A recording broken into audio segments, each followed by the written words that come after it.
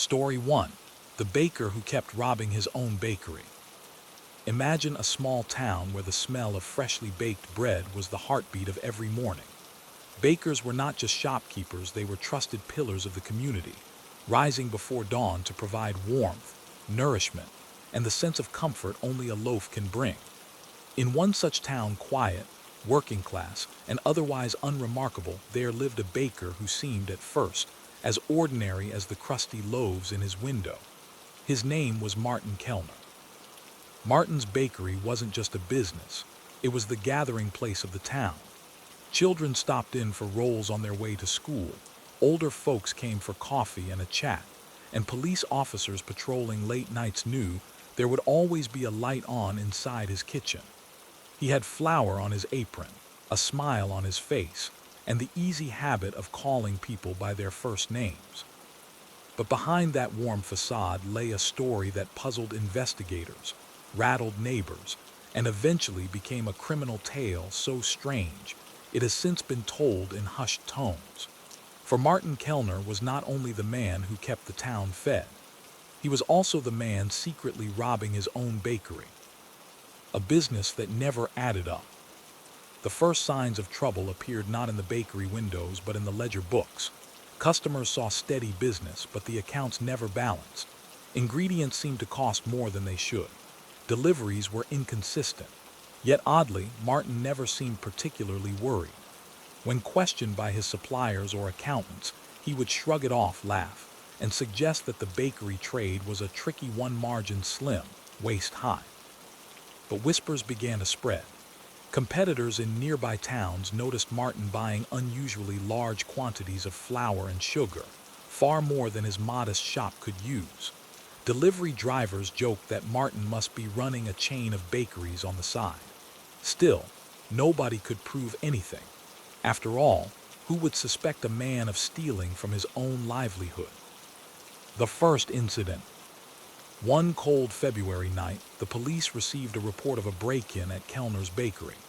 The front door lock had been smashed, the cash drawer emptied, and yet nothing else was taken. Not the cakes cooling in the display, not the expensive espresso machine, not even the delivery van parked just outside. The neighborhood was shocked. Who would rob the beloved bakery? Locals donated money to repair the damages. The community rallied around Martin, who looked weary but grateful, saying he would recover. But within weeks, another burglary occurred, and then another. Each time the same strange pattern: minimal property damage, cash missing, but never any theft of goods. It was almost as if the thief wanted to keep the business running, to ensure that bread kept appearing on those shelves. Patterns emerged. Investigators began noticing peculiar details. The burglaries always happened on slow nights, when Martin had reported particularly poor sales. There were no signs of forced entry in some cases, despite the dramatic appearance of broken locks. And each time, Martin himself was the one to discover the crime, calling police with a tone of exhausted resignation. Some detectives suspected an inside job, maybe an employee siphoning funds. But Martin's staff were few and fiercely loyal, mostly family members or longtime neighbors. None had motives, and none showed signs of sudden wealth. Then came the break that turned suspicion inward. A patrol officer on a late-night route spotted Martin himself emerging from the bakery through the side door, long after closing. At first, it seemed innocent enough. Bakers often worked odd hours. But the officer later recalled that Martin was not carrying baking trays or flour sacks. Instead, he was clutching a small canvas bag. The next morning, Martin reported another burglary. The strange motive. When investigators quietly began monitoring Martin's finances, the puzzle only deepened. He wasn't living lavishly. His modest home looked unchanged. He drove the same dented van. His vacations, if they happened at all, were simple weekend trips to nearby lakes. So where was the money going? A financial analyst traced the missing funds and discovered something peculiar. Large deposits made not to banks, but to high-interest cash loan companies. Martin was borrowing money, and then seemingly paying himself back with the proceeds from his staged burglaries. The theory developed that Martin was trapped in a cycle of debt. Each loan was patched by a supposed robbery, staged to explain why the bakery could not show a profit. But deeper digging revealed an even stranger twist. Martin was not only covering debts, he was laundering his own legitimate income through these fake robberies, making his bakery look like a failing business while secretly funneling money elsewhere. The hidden accounts. Investigators eventually discovered that Martin had been moving money into accounts connected to his estranged brother, a man with a troubled history and a string of failed businesses. It seemed Martin was funding him, disguising the transfers as stolen cash. In Martin's mind, perhaps this was loyalty or perhaps guilt, but in practice, it was theft against his own bakery, his employees, and his town. The bakery was, in effect, a stage for a private drama between two brothers. One baked bread to feed the community. The other squandered it away in failed ventures. And to bridge that gap, Martin invented crimes against himself. The town reacts. When suspicion began to circulate publicly, townsfolk struggled to believe it. How could Martin, the man who gave free rolls to hungry kids, who let customers pay on credit when times were tight, also be the man behind these elaborate self-robberies? For many, the idea was too much. They defended him, calling it a mistake or a misunderstanding. But others began to notice details they had overlooked. The way Martin sometimes lingered too long when describing the burglaries, his odd smile when recounting how lucky he was that nothing valuable had been taken. The pieces no longer fit together so neatly. A case half-baked. As investigators built their case, they were faced with difficult questions. Was this embezzlement, insurance fraud, a kind of theft without a victim or with many victims, hidden in plain sight? The bakery was indeed suffering, but Martin's pockets didn't seem fuller for it. Instead, he appeared as much a prisoner of his scheme as its architect. The more they probed, the stranger it seemed. This was not a man robbing for greed or even for thrills. It was something quieter, something harder to categorize. Was it misplaced loyalty? Was it shame dressed up as crime? Or was there something darker, something yet undiscovered? When authorities began taking a closer look at Martin Kellner's pattern of victimhood, the first instinct was to categorize the case: insurance fraud, internal theft, embezzlement. But the longer they watched, the more elusive a clear motive became. Martin wasn't getting rich. In fact, his lifestyle seemed increasingly austere. Neighbors noted that he no longer attended church potlucks, no longer hosted the holiday cookie sale he was once famous for. Instead, he kept to himself. He started closing the shop early. He was always tired. Detective Andrea Blomquist, one of the lead investigators, described Martin as a man quietly drowning in something, but not something he could name. She began reviewing years of bakery records, looking for a crack, a pattern, anything that might lead her closer to the truth. What she found wasn't just one crime, but a series of small, almost poetic betrayals of trust. The thefts that didn't happen. Martin's earliest reported burglary dated back almost a decade long before anyone had started paying attention. The pattern was always similar: a modest break-in, missing cash, very little evidence. At first, the insurance claims were small, almost too small to raise red flags. Just a few $100s here, 1,000 there. But over time, the frequency grew. Martin had filed over a dozen theft reports in 10 years, almost all on nights when business had been especially slow. Strangely, most of the insurance payouts were never deposited into Martin's primary business account. Instead, they disappeared into a series of cash withdrawals, then reappeared as anonymous payments towards someone else's debts. That someone else, it turned out, was Frank Kellner, Martin's younger brother. A brother's debt. Frank Kellner was a shadowy figure in the town's memory, often referred to as the Bad Kellner. Where Martin was kind and diligent, Frank was erratic, impulsive, and financially reckless. He had opened a string of failed businesses: a used car lot, a lawn service, even a cryptocurrency consulting firm in the early 2010s. Each ended in bankruptcy or quiet dissolution. The connection between Martin's robberies and Frank's financial recoveries was subtle but undeniable. Blomquist and her team discovered a paper trail of anonymous deposits made into Frank's delinquent business accounts, always within days of the bakery incidents. Each payment matched, almost exactly, the amount Martin claimed had been stolen. In interviews, Frank denied everything. He said Martin had helped him out, sure, but claimed no knowledge of anything illegal. "My brother's a saint," he said. "Too much of a saint, if you ask me." But the deeper question for investigators wasn't whether Frank knew. It was why Martin had kept doing it. The toll on the bakery. By the fifth police report, Martin's bakery had gained an unfortunate reputation. Suppliers raised prices. The building's insurance premiums tripled. Employees left, unable to rely on their hours. Yet Martin kept going, showing up at 3 a.m. to roll dough, knead bread, and make coffee for a dwindling clientele. Neighbors reported odd sightings. Martin sleeping in the bakery's back office, bags under his eyes, hands shaking slightly when pouring drinks. His once warm and boisterous personality became withdrawn. He began forgetting names, a serious red flag for someone who used to greet everyone with a smile and a favorite pastry. Detective Blomquist began to suspect that Martin wasn't just covering for his brother. He was trying to destroy his own business slowly, quietly, but with purpose. The therapist's report. In a surprising turn, Martin's former therapist reached out to the investigation voluntarily, once news of the financial probe surfaced.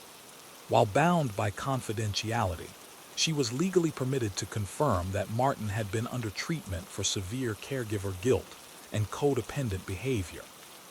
According to the therapist, Martin often spoke in metaphor, about slicing pieces of himself to feed others, about building houses on sand. He never named Frank directly, but hinted often at a brother in need who used to be bright, but got sick in a way no one talks about. This subtle confirmation opened a new line of inquiry. Was Martin's crime not rooted in greed or deception, but in emotional entrapment? The investigators' dilemma. At this point, the police had two options: charge Martin with insurance fraud, theft, and misrepresentation, based on the mountain of evidence collected. Consider alternative justice measures, particularly if mental health played a major role. But the DA was hesitant. While the case was compelling, it lacked a dramatic narrative. There was no gun, no masked figure, no clear victim, just a weary man, stealing from himself to help someone who never got better. Moreover, local sentiment was mixed. Some wanted Martin held accountable for the jobs lost and the ripple effect on local business. Others, especially longtime customers, believed he had punished himself more than any court ever could. A secret journal. In a stroke of luck, or perhaps one final cry for help, Martin's office contained an old, leather-bound notebook that Blomquist discovered during a subpoenaed search. It wasn't hidden. It was placed deliberately on the desk. Inside were daily entries spanning 8 years. The handwriting was small, neat, flour-smudged. Most entries ended with a quote or a quiet observation. One passage stood out. "He's not a bad man. He just never learned how to stop taking, and I never learned how to stop giving. So here we are, a bakery built on broken promises, served warm each morning with regret." There were also entries tracking exactly how much cash was taken on each fake burglary. Martin had meticulously recorded each one. It was, effectively, a signed confession. But it read less like evidence and more like a diary of a man slowly unraveling. The arrest that was. Despite the mounting evidence, police decided not to perform a public arrest. Instead, Martin was summoned to the station for a voluntary interview. He arrived promptly, in a flour-stained apron, and brought a box of croissants. The interview, described later in court transcripts, was calm. When presented with the journal, Martin didn't deny it. When asked if he had staged the break-ins, he replied simply, "Yes, but I thought it was for the right reasons. I see now that it was." Martin signed a full confession and agreed to cooperate. He offered to repay all fraudulent insurance claims and formally dissolve the business. But something about his tone stuck with investigators, the almost childlike belief that his actions had made sense, even if no one else saw it that way. Legal and ethical quagmires. Ultimately, the state pursued restitution and business sanctions instead of prison time. Martin was barred from owning or operating a licensed business for 10 years and ordered to pay $72,000 in restitution to insurance companies. The bakery building was sold. The funds were split between former employees, unpaid vendors, and restitution. No criminal charges were filed against Frank due to lack of provable coordination. The case was quietly closed. But the town remembered. The hollowed-out heart of a town. The corner of Maple and Green, once filled with the scent of cinnamon rolls, sat quiet. The shop was eventually turned into a dentist's office. The sign above the door, Kellner's Bread and Table, faded in the sun before being painted over. Some said Martin moved to a neighboring state. Others claimed they saw him volunteering at a soup kitchen under a different name. But no one ever opened another bakery in that part of town again. And if you ask longtime residents about the Kellner case, they'll likely say something like, in the months following Martin Kellner's quiet confession, the town tried to return to normal. But normal was hard to define when the heart of a community had been built quite literally on a lie. The bakery's closure didn't just remove a local business. It removed a meeting place, a ritual, a symbol of daily life. For many residents, Martin's fall wasn't just about crime, it was personal. He had been part of birthdays, funerals, first dates, and morning routines. It was as though the very floorboards of their daily lives had shifted. Yet the law, in its restrained way, had spoken. No jail, no trial, just a slow, bureaucratic dismantling of everything Martin had built. But the story didn't quite end there. The community reckons. At first, reactions were split. Some in town wanted retribution. There were petitions to reinvestigate Frank Kellner and demands to bar Martin from all commercial activity within the county. Others believed the punishment had already occurred not through courts, but through exile. Martin's departure was a scar on the town. His former employees, most of whom had received small shares of restitution funds, still struggled to explain to future employers why they had left a business that had technically been sabotaged from the inside. Rumors swirled. A local coffee shop painted over its Kellner's Blend chalkboard special. One church removed Martin's name from a plaque honoring donors, but not all forgot him with bitterness. An anonymous note left outside the former bakery read, "He gave more to this town than most ever will. He just didn't know how to stop giving." A town without a baker. Small towns function on shared memory. Every gesture, every broken window, every fresh loaf carries a kind of weight. After the bakery shut down, the early morning hours in town felt quieter, more hollow. No scent of yeast on the wind. No flour-dusted footprints on the sidewalks. Even Martin's critics admitted that his absence created a gap no one else seemed willing to fill. A few entrepreneurs tried. A food truck sold cinnamon buns near the library. A bakery chain opened 2 towns over and advertised honest bread. But nothing stuck. Not because the baking was bad, but because it wasn't his. There's something about bread made by hands, you know. Where did Martin go? After dissolving his business, Martin Kellner sold his home and moved out of state. Official records list him as residing in a small lakeside town in northern Wisconsin, population barely 2,000. Locals there described him in rare comments as a quiet volunteer at the community kitchen, someone who showed up early and left late. He never opened another bakery, never applied for another business license.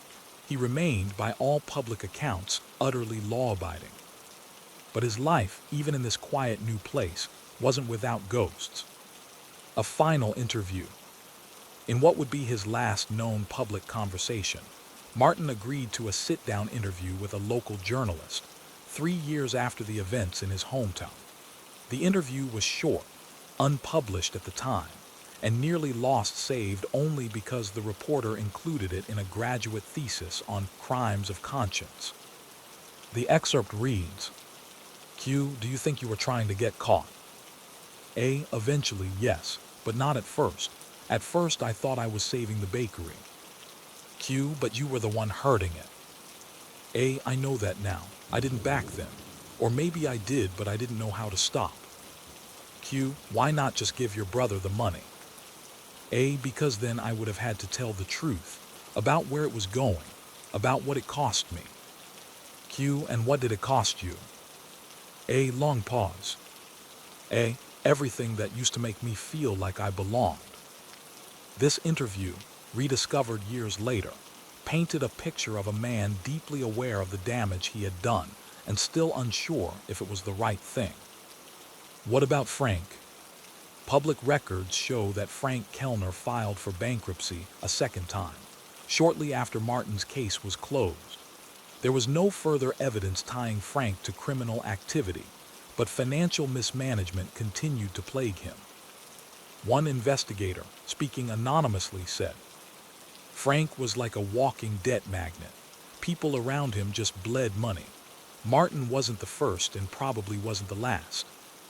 Frank reportedly left the region a year later. No charges were ever filed against him. As far as the state was concerned, the case was closed. What makes a criminal? Martin's story has since been used in ethics seminars, psychology courses, and even financial compliance training. Not because it was scandalous, but because it was so painfully human. He didn't embezzle for yachts or jewels. He didn't run off to a tropical island. He stole from himself slowly, deliberately to keep someone else afloat.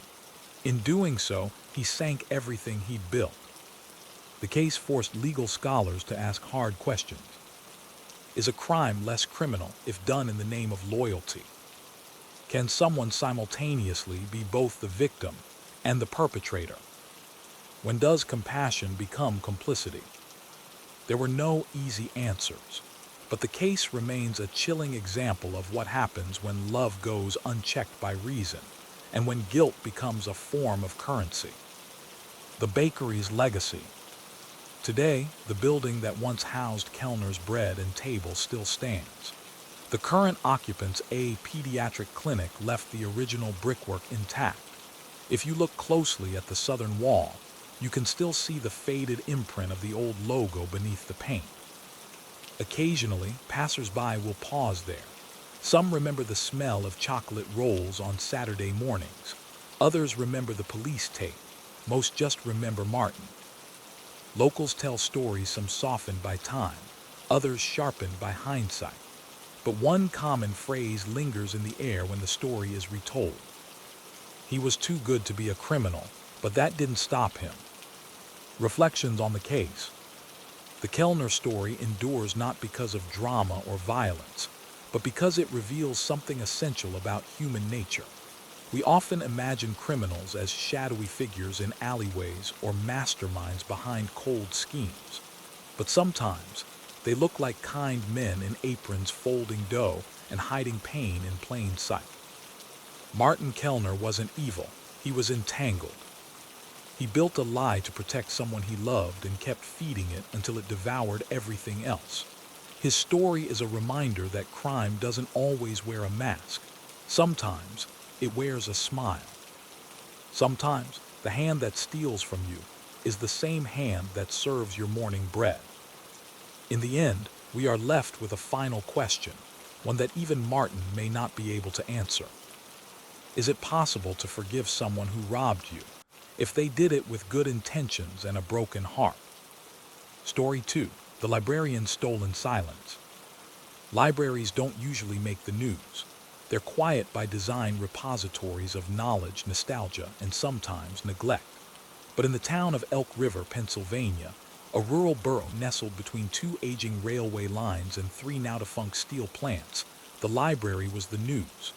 Not because of a donation drive or budget cut, but because over the course of 5 years, it had been systematically robbed not by an outsider, but by its most trusted caretaker. The thief was Helen Marcotte, a 58-year-old librarian with horn-rimmed glasses, a gray bob, and a quiet laugh. She had worked at the Elk River Public Library since 1987, starting as a catalog assistant, later becoming its head librarian. She was known for her love of first editions, her unwavering silence about her personal life, and her near-religious reverence for the Dewey Decimal System.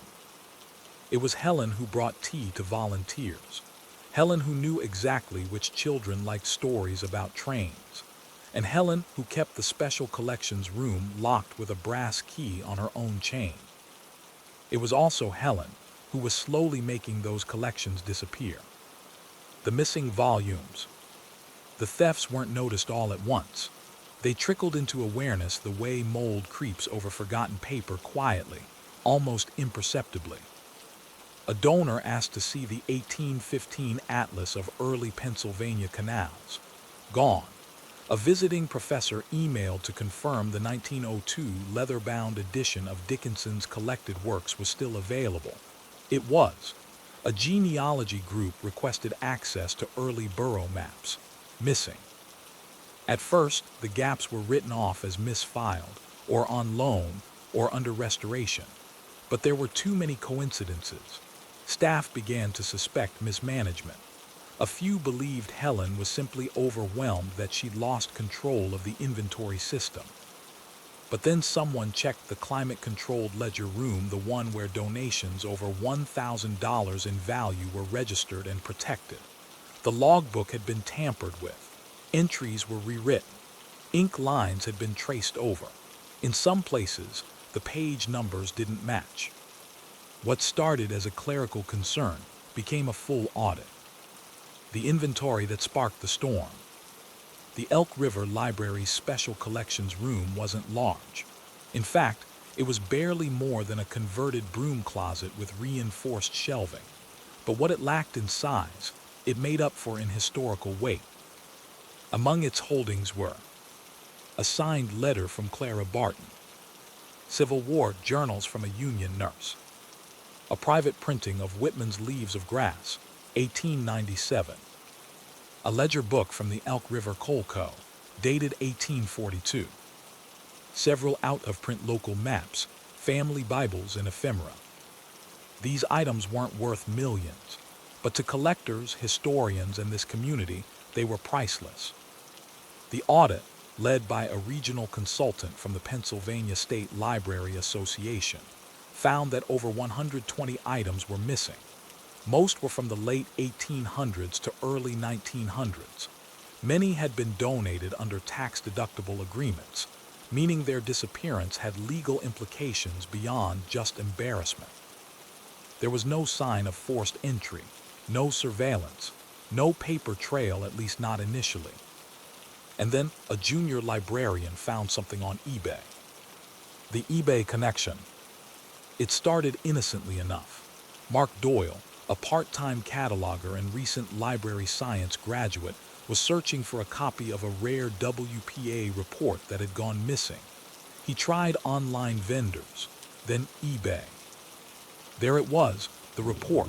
Same year, same cover, same tear in the dust jacket as the one that used to sit on the third shelf of Elk River's locked case. He clicked through the seller's other items: a signed poetry book, a Civil War nursing journal, even a brittle 1901 map labeled Elk River Township and surroundings. The titles were unmistakable. The seller's name, Quiet History 67. The seller had 5-star reviews, dozens of sales, and their location was listed as Cumberland County, PA, just one county over. Mark reported the discovery to the library board immediately. They, in turn, contacted the Elk River Police Department. What followed was a slow, meticulous investigation into how one of the most trusted figures in the community had turned the town's history into a personal antique shop. Who was Helen Marcotte really? Helen had always been well private. She never married, never mentioned siblings. She walked to work every day, rain or shine, carrying a worn leather satchel. She lived in the same house her parents left her, a post-war brick ranch with lace curtains and a garden full of roses. Her only visible indulgence was books. Neighbors described her as polite but distant. One recalled, "She'd give me tomatoes from her garden, but we never talked beyond that. She didn't gossip, didn't attend town meetings. She just kept to herself." And yet she was deeply trusted. She managed the library's budget. She curated its displays. She was even honored by the Borough Council 3 years before the audit for lifetime service in educational stewardship. In hindsight, it made sense. Who better to pilfer a collection, item by item, than the person who cataloged it, protected it, and reported it missing only after it was long gone? The search warrant. With a warrant in hand, investigators visited Helen's home on a cloudy Tuesday morning. What they found wasn't a cache of stolen goods hidden in closets or basements. Instead, they found nothing. The house was clean, tidy, almost sterile. No loose papers, no ledgers, no hidden boxes, but something was off. The smell of dust and mold, usually clinging to old books, was absent. The bookshelves were too empty. One officer opened the garage and found boxes labeled "Yard Sale." Inside were a few worn dictionaries, travel guides, cookbooks, but none of the missing texts. Then someone noticed a locked filing cabinet in Helen's bedroom. Inside were a burner phone with eBay alerts, printouts of transactions, shipping receipts under a false business name, Heritage Harvest books, a spreadsheet titled "Moved Inventory, Secure Items Only." It listed titles, estimated values, and buyer zip codes. Helen had been systematically selling off Elk River's rarest items, logging every one. But it still wasn't clear why. The interview. When brought in for questioning, Helen didn't cry. She didn't protest. She didn't ask for a lawyer, at least not immediately. What she said was almost whispered. They weren't being appreciated. They were sitting in the dark, forgotten. To her, the thefts were a kind of rescue mission. She argued that public libraries had stopped caring about history, that budget cuts and disinterest had turned artifacts into burdens. Selling them, she claimed, gave them new life. But investigators weren't moved by her literary philosophy. When asked where the money went, an estimated $83,000 in profits over 5 years, she admitted most of it had gone into maintaining her family home. Roof repairs, medical bills, a new furnace. She didn't buy jewels or travel. She bought heating oil and dental work. But does that make it forgivable? A community reacts. When word spread, Elk River was stunned. Some were angry, others heartbroken, still others confused. How do you process betrayal by someone who read you stories as a child? Someone who remembered your grandfather's library card number by heart? For a town where nothing big ever happened, this was a psychological earthquake. The Elk River Library Board voted to press charges. Helen was arrested and later released on bond. The community was divided not about guilt, but about punishment. When charges were formally filed against Helen Marcotte, the courtroom was filled with a quiet kind of tension, not the spectacle of high-profile crime, but something softer, more bewildered. She stood accused of theft by unlawful taking, deception and fraud, tampering with public records, sale of stolen property across state lines. The total number of confirmed stolen items had climbed to 142, with an estimated value exceeding $110,000. Many of the items had been sold to collectors across the U.S. and Europe. Some had changed hands multiple times. Only 37 had been successfully recovered, and returned to the Elk River Public Library. Helen pled no contest to the charges. Her court-appointed attorney, Samuel Yoder, painted a portrait of a woman worn down by decades of bureaucratic neglect, financial pressure, and deep personal isolation. She wasn't stealing out of malice, he argued. She believed, perhaps wrongly, perhaps selfishly, that she was saving what no one else seemed to care about. But prosecutors disagreed. She didn't steal out of desperation, said Ada Louise Pritchard. She stole out of entitlement. She thought she knew better than the community she served. When the town looked inward, the courtroom debate sparked a larger community reckoning. Elk River's residents had long admired the library, but few had actually used it in recent years. Budget hearings showed that circulation numbers had dropped by 40% over the last decade.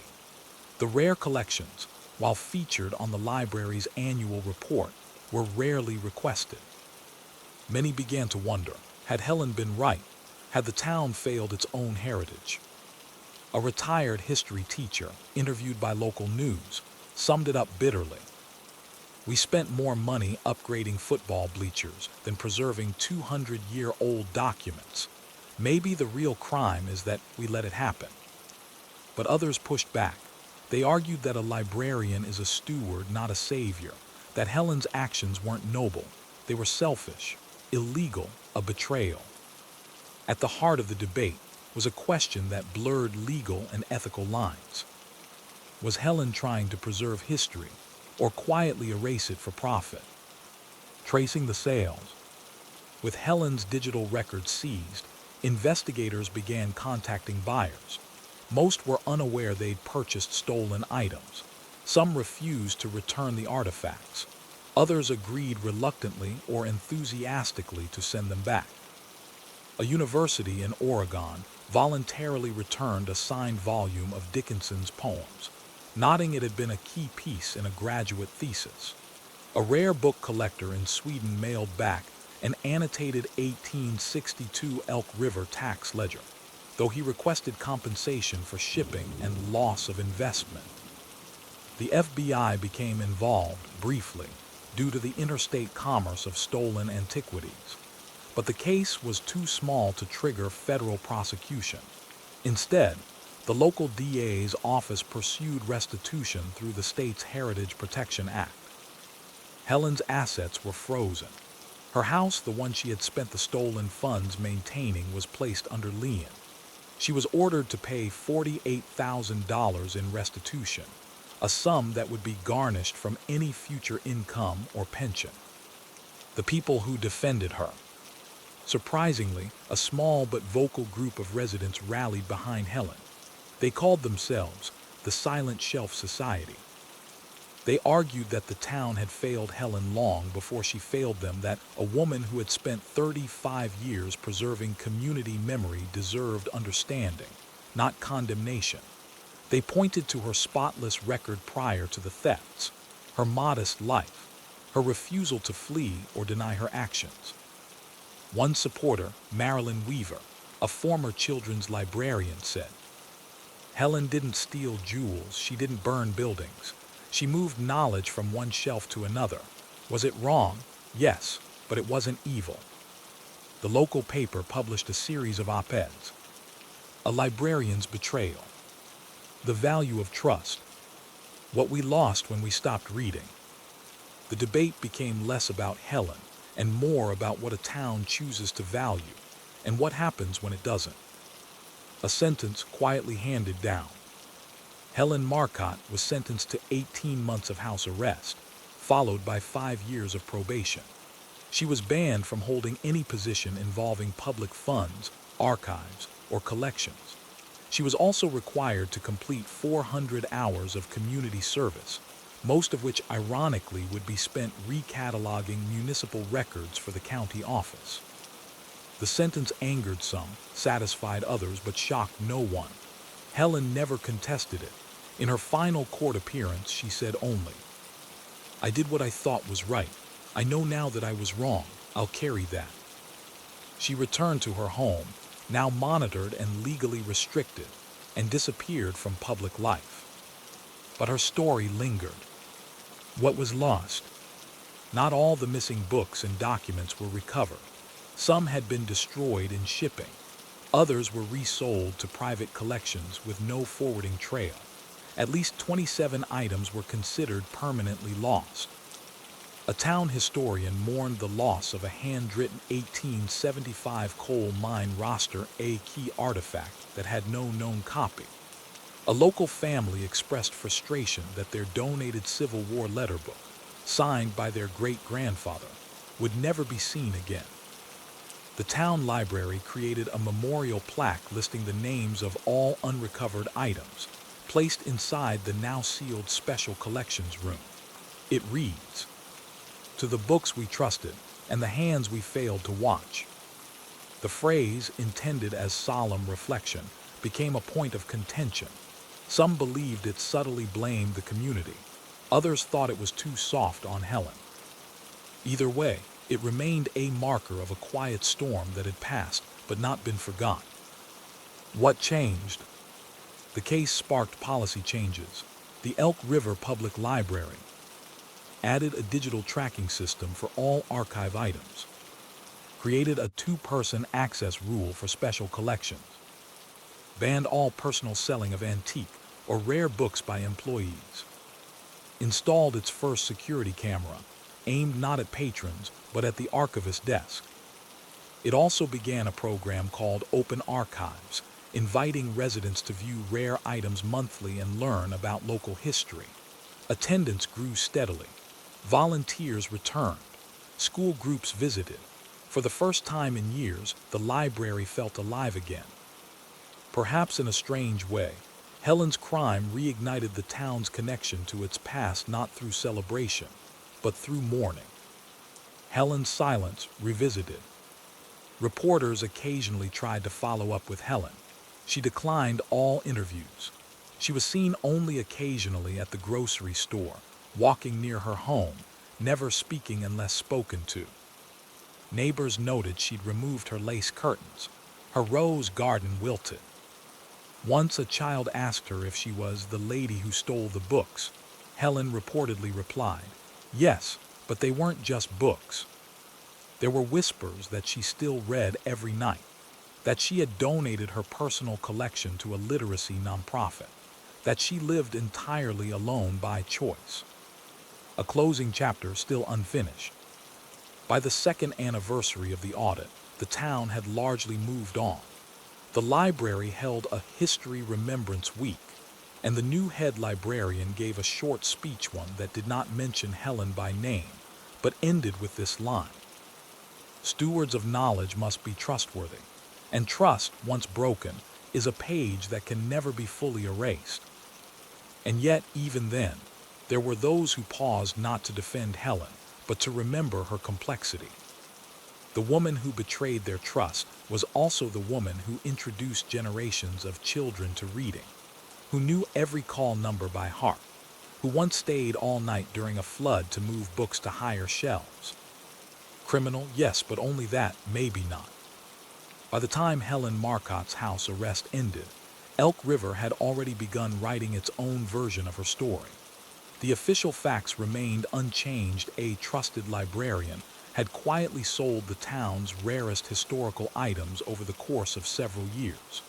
The estimated damage was significant, the betrayal deeply felt, but the interpretation of why that had splintered into folklore. To some, she was a thief with a fragile conscience. To others, she was the last person who cared about the library. And to a small few, she was simply a woman drowning in stillness, trying to do something, anything, to feel important again. The question left in her wake was not about legality, it was about legacy. Life after the sentence. Helen did not leave Elk River. She could have. She had no close family, no job, no remaining obligations. But she chose to stay, as if to serve out a longer sentence of memory. She lived modestly, alone in the house her parents left her, the one partially paid for with the proceeds of stolen books. She tended to the rose bushes again. She began attending the library's monthly Open Archives event, standing in the back, never speaking, just watching. The new head librarian, Corrine Yates, allowed her presence but made clear boundaries. "She's not a volunteer," Corrine said in an interview, "but she's still part of our story, maybe a painful part, but one we have to live with." The archive she left behind. 6 months after her house arrest ended, Helen made a quiet donation. Without fanfare, she delivered a weathered trunk to the library containing handwritten notes on the provenance of every item she had ever cataloged, photocopies of original donation forms, some dating back to the 1960s, a complete personal list of every item she had sold, including buyer usernames, sale dates, and transaction notes. The trunk included a note. "I cannot return what I've taken, but I can return the knowledge of what was lost. Please forgive me, or at least don't forget me." It was signed simply, H.M. The staff was divided. Some wanted to archive the donation under special circumstances. Others wanted it destroyed. In the end, the board voted to keep the documents, labeling the file Marcotte Ledger, retained for historical integrity. Echoes in the system. Helen's case triggered a statewide audit of small-town libraries across Pennsylvania. Of the 37 libraries audited in the following 18 months, 12 had no reliable catalog of their rare collections. 9 had lost track of at least one valuable item. 3 had evidence of internal theft or misplacement. None were as egregious as Elk River, but the ripple effect was undeniable. Helen had exposed a vulnerability no one wanted to admit existed: the fragility of forgotten things. As one state archivist said, "We always imagined thieves coming in from outside. We never expected the guardian of the gate to be the one emptying the shelves." A town's divided memory. In the years that followed, Elk River slowly absorbed the story of Helen Marcotte into its collective memory. Some residents refused to mention her name. Others brought her up during book drives or school tour as a cautionary tale. A few described her as the town's ghost librarian. She became a symbol of what happens when preservation turns possessive, when care becomes control, and when solitude creates its own strange logic. Her name wasn't carved into the library's new donor wall, but in the margins of conversations, she was always there. A single, unreturned volume. Of the 142 items confirmed missing from Elk River's archive, one was never recovered, never traced, never seen again. A first edition printing of Edgar Allan Poe's Tamerlane and Other Poems, donated anonymously in the 1990s. It had never been displayed. It had no insurance valuation. It was almost forgotten until the audit revealed its absence. Some believe Helen kept it for herself. Others say she sold it privately and destroyed the record. A few romantics believe she still reads it by lamplight in her quiet house, the pages folded gently at the corners, the verses worn smooth by time. No one ever asked her directly, and she never offered an answer. Final years. Helen Marcotte died at the age of 64, just 6 years after the events that unraveled her life. She passed quietly in her home from natural causes. Her obituary was brief, listing no surviving family. But in a final twist, her will included one last donation to the Elk River Public Library. Her personal collection of books, over 600 volumes, many annotated, some rare. The bequest came with a handwritten note, written in precise cursive. "Let the words remain. Let the stories go on. Let me be remembered not for what I took, but for what I tried to save." The library board held a private vote. The decision was unanimous.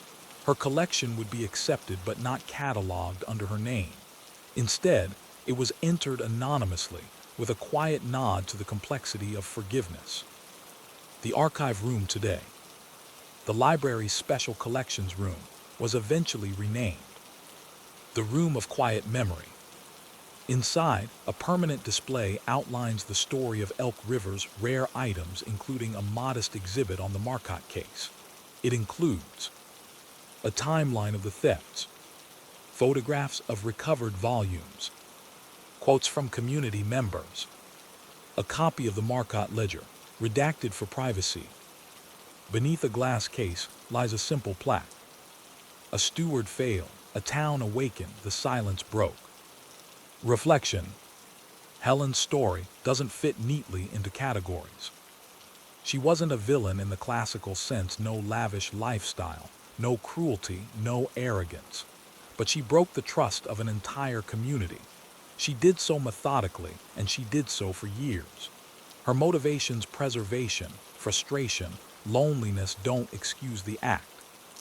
And yet they make it understandable, uncomfortably understandable.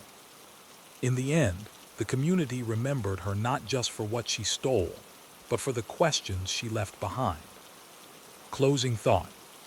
Libraries exist to preserve memory, but what happens when the memory keeper turns into the eraser?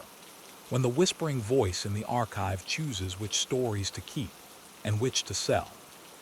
And in the silence that follows, we are left to ask, is the damage greater when someone steals from a vault, or when they steal the very idea of trust itself? Story 3. The Cemetery Keeper Who Sold the Dead Twice. In the small Appalachian town of Wellspring, Kentucky, the cemetery wasn't just a place for mourning. It was a kind of town ledger, a quiet record of who had lived, who had died, and who had built the coal-streaked history of the place. Generations of families lay under the same hillside, their stones aligned in neat rows, their stories etched into the limestone. At the center of it all was Evergreen Hollow Cemetery, a plot established in 1891 and still managed largely by hand. No digital records, no online booking system, just paper maps, yellowed with age, and a man named Clarence Drew, who everyone called Clary. Clary wasn't the town's mayor or sheriff or priest, but he might as well have been. For decades, he served as groundskeeper, grave digger, caretaker, and record keeper. If a loved one needed burial, you went to Clary. If you needed to locate your grandfather's grave, Clary knew by memory. If you wanted flowers placed for Mother's Day, Clary would handle it, cash only, of course. He was quiet, polite, unassuming, and for nearly 14 years, he was committing one of the most unusual crimes in Kentucky history. He was selling burial plots that had already been sold and sometimes already used. The first hint of something wrong.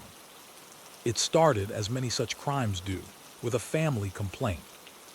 In the spring of 2018, Emily Redmond contacted Evergreen Hollow to inquire about adding a headstone to her uncle's grave. Her family had buried him in 1997, but the plot remained unmarked due to financial hardship. Now, with the funds available, she wanted to honor him properly. But when she arrived with a stonemason and walked to the row she remembered, she was confused. The grave was not empty. It was already marked with a different name. A man named Robert Kern, buried just 6 months earlier. She assumed a mistake had been made. Graves can be misnumbered, especially in old cemeteries. But Clary wasn't available that day, so she filed a formal request with the county. What followed was a simple exhumation to verify remains and confirm burial records. What they found was 2 sets of remains buried in the same plot, less than 2 feet apart. The shock that spread quietly. The town was stunned. It was one thing to mishandle a burial. It was another to bury 2 unrelated men in the same grave, decades apart, with only one officially recorded. When the Redmond family raised the issue publicly, others came forward. The Stinsons claimed they'd paid for a 4-person family plot, but had been denied expansion when the time came. The Nuyens, newcomers to town, had received handwritten confirmation of a burial but no county documentation. An elderly widow, Dorothy Hayes, said Clary had told her paperwork was optional, and that her husband's plot was safe and paid for in cash. Investigators began to wonder how many graves had been sold more than once, and how many were already occupied. Digging through the dirt and the records, Wellspring had never modernized its cemetery records.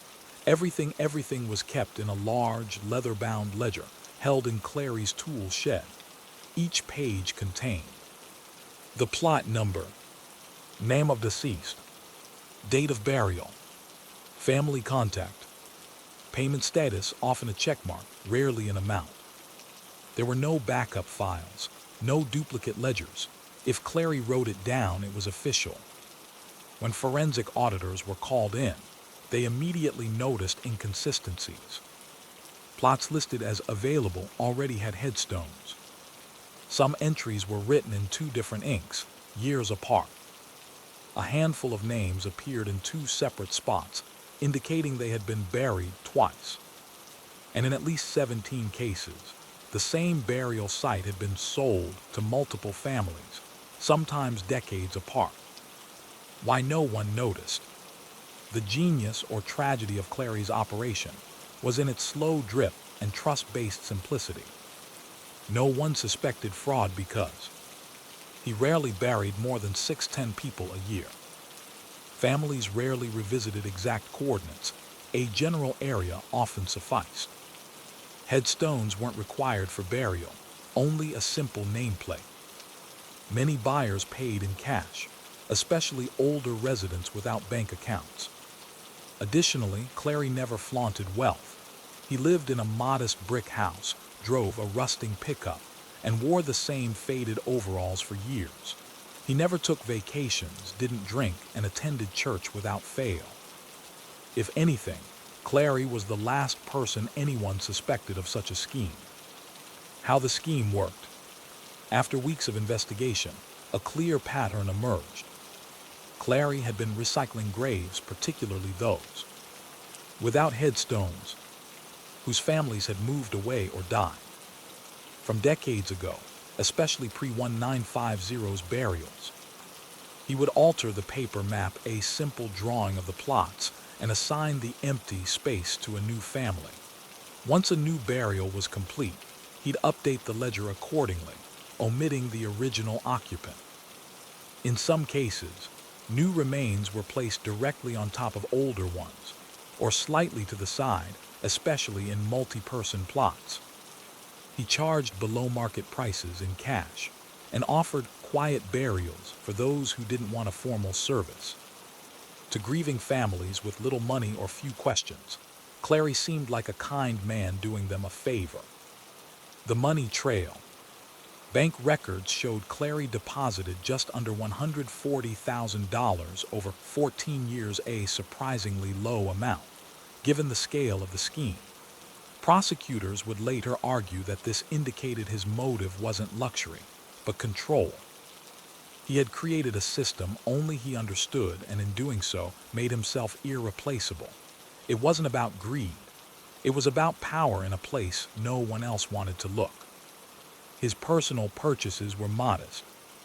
A new water heater, prescription medication for his sister, repairs to cemetery grounds, paid out of pocket.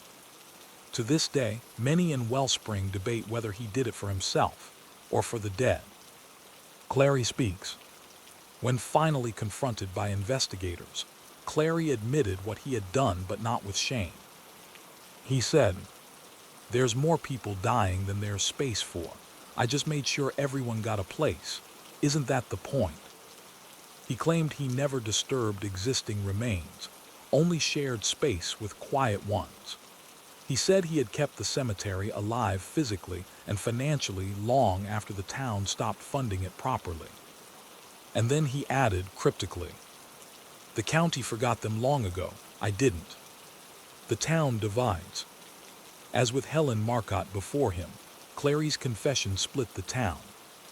Some called him a fraud who desecrated graves, exploited grief, and committed a deeply personal violation.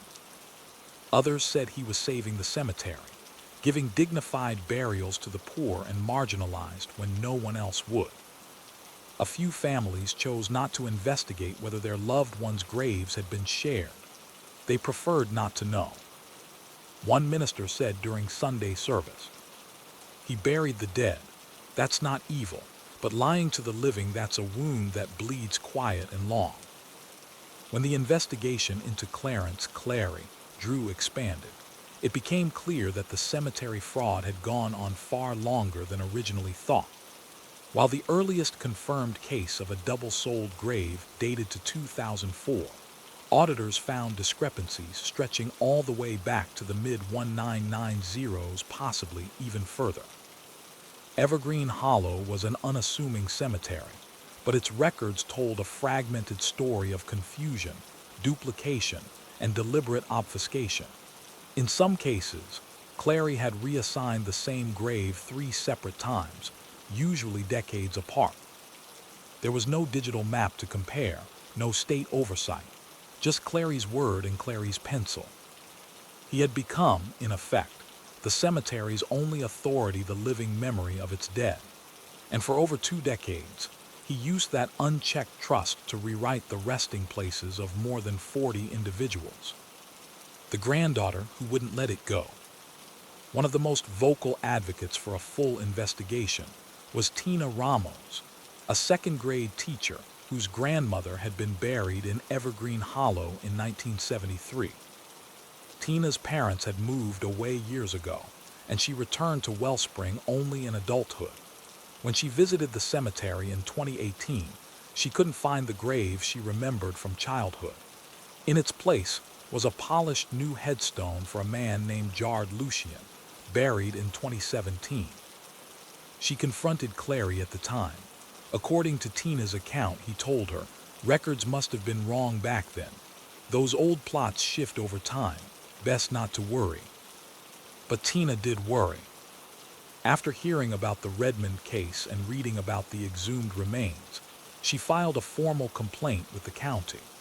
It was Tina's persistence that finally prompted state officials to authorize ground-penetrating radar scans of Evergreen Hollow's northeast quadrant, where the oldest graves resided.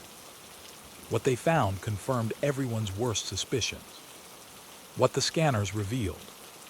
Using subsurface imaging, forensic teams identified 17 graves with 2 or more separate burial layers, 6 plots with caskets overlapping adjacent graves, 4 sites where remains had been moved, entirely likely relocated, to make room for new burials.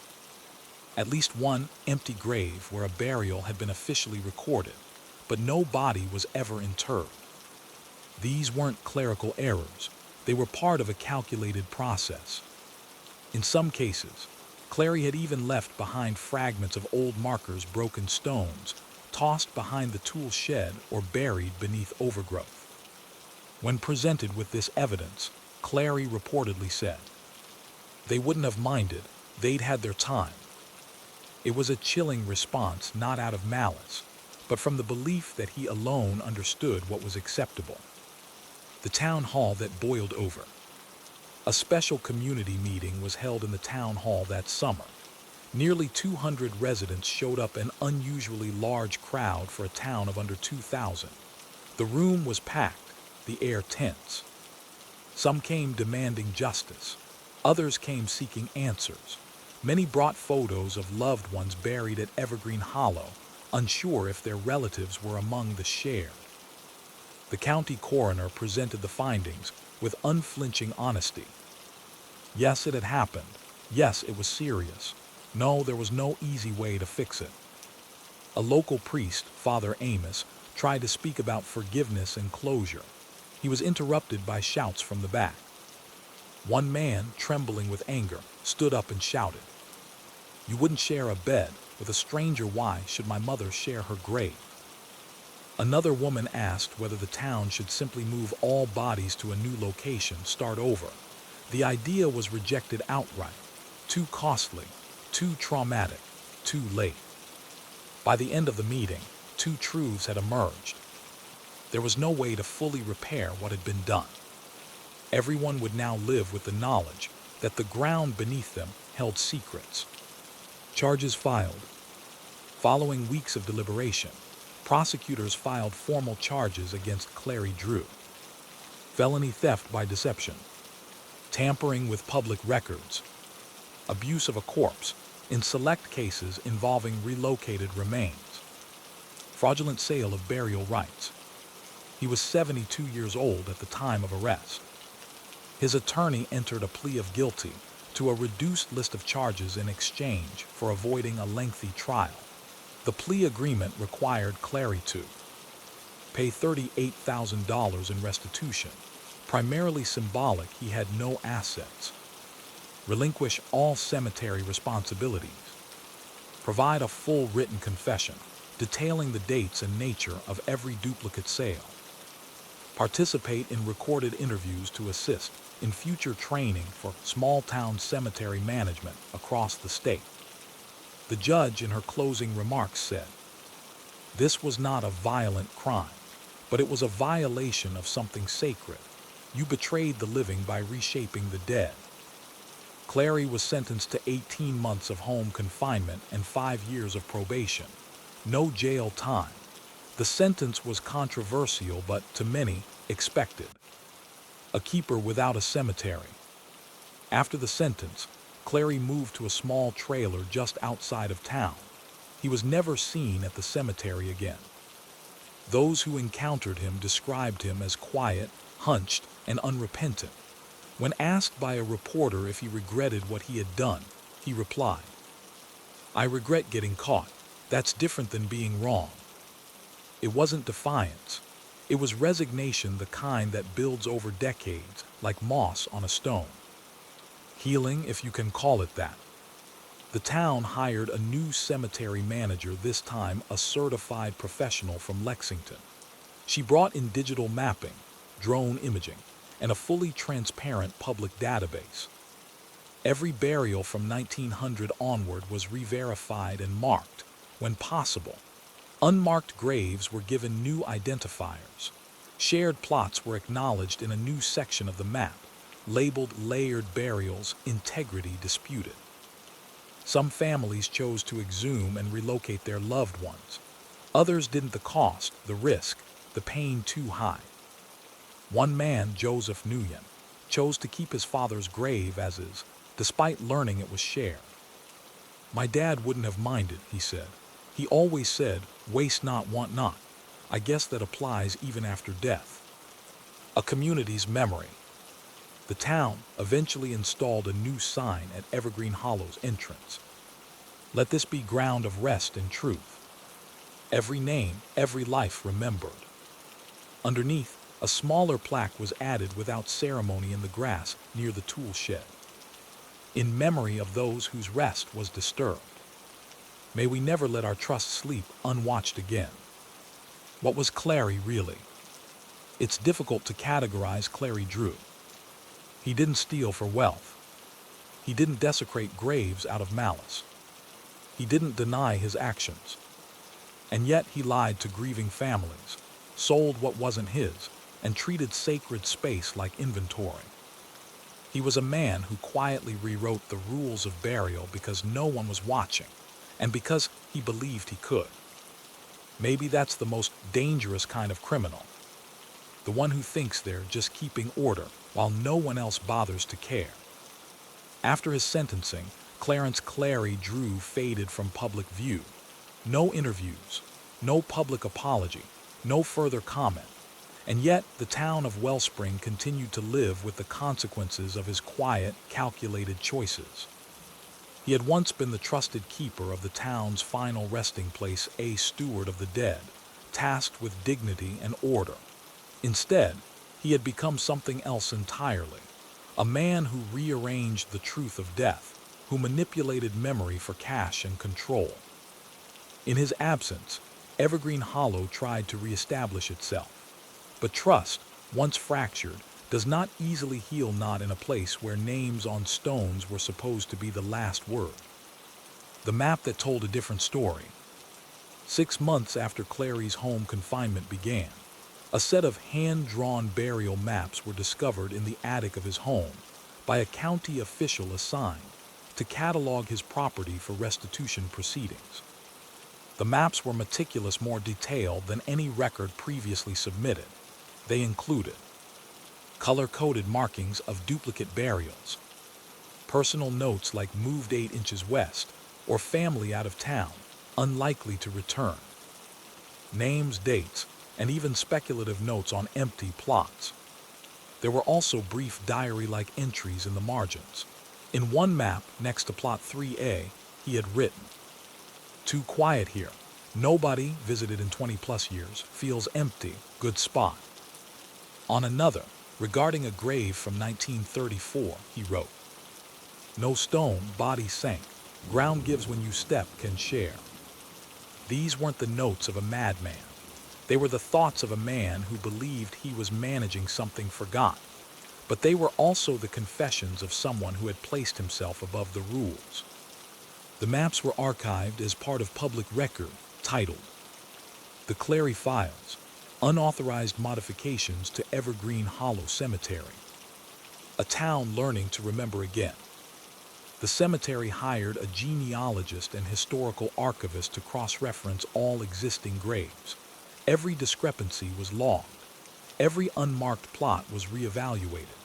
The library began hosting history and memory nights, where families could share stories of lost loved ones, sometimes filling in gaps that official records could not. Children were taught about local history again, not just through textbooks, but by walking among the gravestones and reading aloud names that had once been ignored. One high school class took on a project to digitally preserve every known grave, adding photos, GPS coordinates, and family oral histories.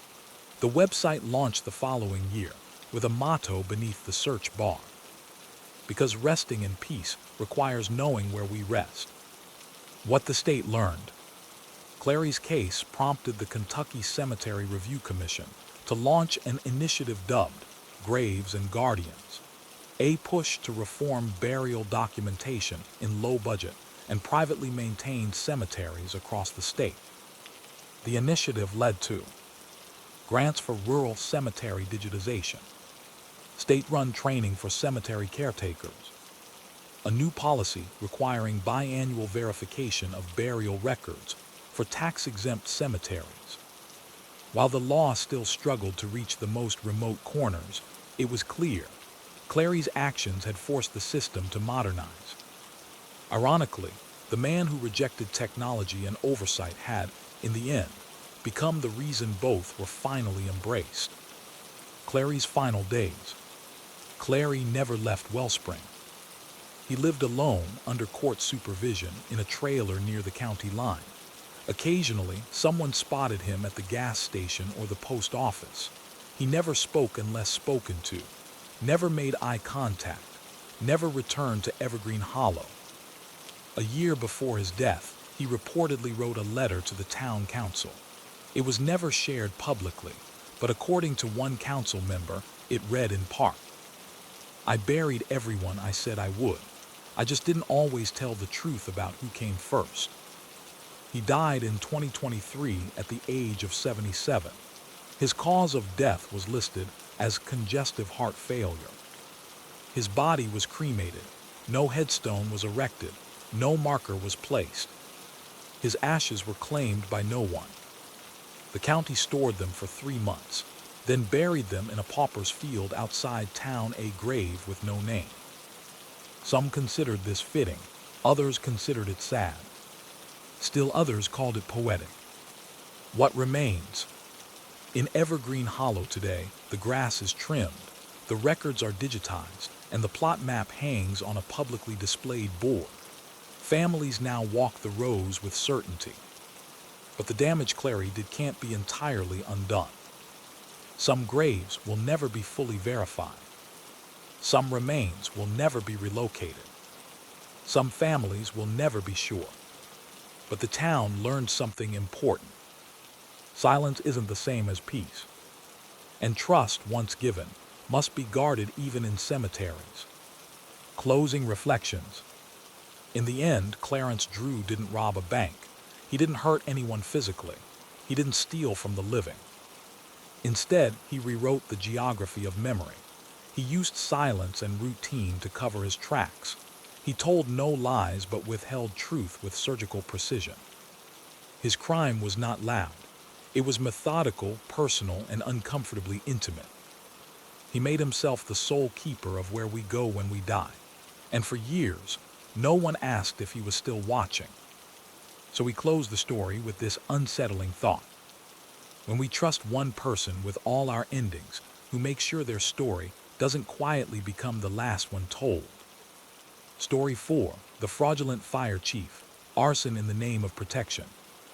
In Denton Hollow, a forested blue-collar town in northern Idaho, the volunteer fire department was more than an emergency service. It was a point of pride. Parades, fundraisers, even Sunday chili cook-offs revolved around Station 6. In a town of 3,200, where winters were long and industry was dying, the firemen were heroes. At the center of this respect stood Chief Brian Ellsworth, a man with a reputation for bravery, humility, and effectiveness. He was the reason Denton Hollow hadn't lost a single life to fire in over a decade or so, everyone thought. But beneath the medals, the firemen calendars, and the glowing coverage in local news, something dark had been smoldering. Brian Ellsworth wasn't just a firefighter. He was also the town's most prolific arsonist. The pattern nobody wanted to see. The first suspicious fire occurred in 2011 in an abandoned storage barn just outside town. The second came a few months later, an unused ranger station at the edge of the national forest. Then, over the next 6 years, came a slow uptick in fires. An empty seasonal diner, an unused church building awaiting renovation, a hunting shack with no listed owner, a garage that hadn't been used in years. Each blaze shared common traits: no fatalities, low structural value, minimal insurance claims, quick response time by Station 6, glowing local media coverage of the department's heroic efforts. To the public, these fires seemed like tragic coincidences, the kind of rural bad luck small towns sometimes endure. But to arson investigators, who reviewed the full timeline years later, the burn patterns, ignition points, and alarm timing painted a different picture. Someone was setting fires, and someone who knew exactly how to make them look accidental. The hero everyone loved. Chief Ellsworth had served for nearly 25 years. A third-generation firefighter, he joined the department at 19 and quickly earned respect for his courage and calm under pressure. He rarely gave interviews. He preferred fixing hoses, checking trucks, and leading community fire safety talks at the local high school. He lived in a modest split-level home with his wife, Joanne, and 2 teenage sons. He drove an old Ford Bronco, never left town, and declined multiple offers to take over regional fire training programs. He was, as one neighbor put it, as reliable as a hydrant and twice as humble. So when the first rumors of firefighter set fires reached the local newspaper in 2018, no one even considered Ellsworth. But a few people started to notice something peculiar. The suspicious rescue. In late 2017, a small cabin on private land caught fire. The cabin had no electricity and no residents. It was used only in the summer. Chief Ellsworth happened to be driving nearby and spotted the smoke. He called it in and managed to contain the flames with his engine crew before other departments arrived. Later, fire logs revealed that no one else had reported the blaze. The 911 call came from Ellsworth himself, and the cabin had been empty for months. Investigators noted that he arrived at the scene less than 4 minutes after the fire began, suspiciously fast, especially for a fire that was supposed to be a surprise. That report was quietly filed and forgotten until a similar incident occurred just 2 months later. The fire that blew the whistle. In early 2018, a small medical clinic scheduled to be torn down for a new parking lot caught fire in the middle of the night. This time, a neighboring restaurant's outdoor camera caught something unexpected. A man in fire gear arriving at the scene minutes before the fire ignited. The footage was grainy, but the timestamp was clear, and the man was driving a department vehicle, one assigned to Chief Ellsworth. The camera footage was forwarded anonymously to the Idaho State Fire Marshal's office. That triggered a covert investigation, one that would unravel a decade-long scheme of calculated arson disguised as community service. The firefighter who lit his own battles. Investigators worked quietly at first. They reviewed 17 fires in Denton Hollow from 2010 to 2018, focusing on ones with low property value and unusually fast response times. They found 13 fires where Ellsworth was first on scene, 9 fires where the ignition point appeared unusually clean, no electrical faults, no gas leaks, no lightning. 5 fires where Ellsworth made the initial 911 call all while on patrol. 3 fires where gasoline residue was detected, despite no plausible source. They also discovered something chilling: an unused storage shed behind the fire station, kept locked by Ellsworth himself. Inside they found partially melted flares, accelerant containers, homemade incendiary devices, maps of the town with highlighted buildings. It wasn't just suspicion anymore, it was a case file. And Brian Ellsworth, once the town's golden firefighter, had turned Denton Hollow into his own slow-burning stage. Why would a fire chief set fires? That was the question that haunted investigators, journalists, and residents alike. Why would someone tasked with saving lives and property choose to destroy them? Psychologists have a name for it: hero syndrome. A rare but documented behavior where individuals, often in emergency services, create crises to solve them. It provides adrenaline, attention, and validation, especially in environments where praise is limited or public value is eroding. In Ellsworth's case, there were also financial motives. Each fire brought in more grant funding. The department received a new fire truck after the third major blaze. Volunteer recruitment surged. Media coverage improved public support, which led to an expanded budget. Ellsworth wasn't just feeding his ego, he was fueling the very institution he led. He was, in his own twisted way, trying to keep the department alive. A town's faith ignites. When Ellsworth was quietly arrested in early 2019, the town went into shock. Some refused to believe it, others called it a framed job, but the evidence was overwhelming. He was charged with multiple counts of arson, criminal mischief, fraud, endangering public safety. He pled guilty to avoid a public trial, sparing his family the details and the town the pain of reliving each blaze. He was sentenced to 12 years in prison, with eligibility for parole after 6. His pension was revoked. His name was removed from the firehouse wall of honor. But the emotional damage remained. When Chief Brian Ellsworth pled guilty to 5 counts of second-degree arson, the courtroom sat in stunned silence. Rows of uniformed firefighters, past and present, attended, some with heads bowed, others with jaws clenched in disbelief. He had set fires in buildings he once helped save. He had endangered the volunteers who looked up to him. And yet, until the very end, he insisted. I never wanted to hurt anyone. I just wanted to keep the department strong. It was a sentiment repeated throughout his confession, a twisted version of public service, where destruction justified development, and crisis was simply a tool to prove the need for courage. But Denton Hollow wasn't interested in his intentions. They had to reckon with the damage he left behind. What the fires really cost. None of the 17 fires attributed to Ellsworth resulted in deaths, and that was part of his strategy. He targeted abandoned structures, buildings slated for demolition, isolated facilities after hours. older storage buildings with no surveillance. But the lack of casualties didn't mean the fires were harmless.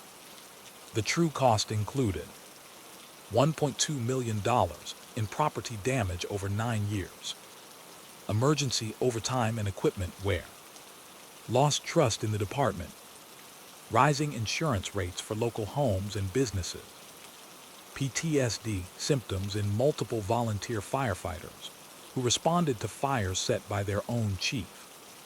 For a town like Denton Hollow, where the median income hovered below $35,000 a year, that damage wasn't just structural. It was emotional, existential. Fire, once symbolic of the town's unity and bravery, had become a mark of betrayal. The firehouse without its flame. After Ellsworth's arrest, Station 6 was shut down temporarily for review.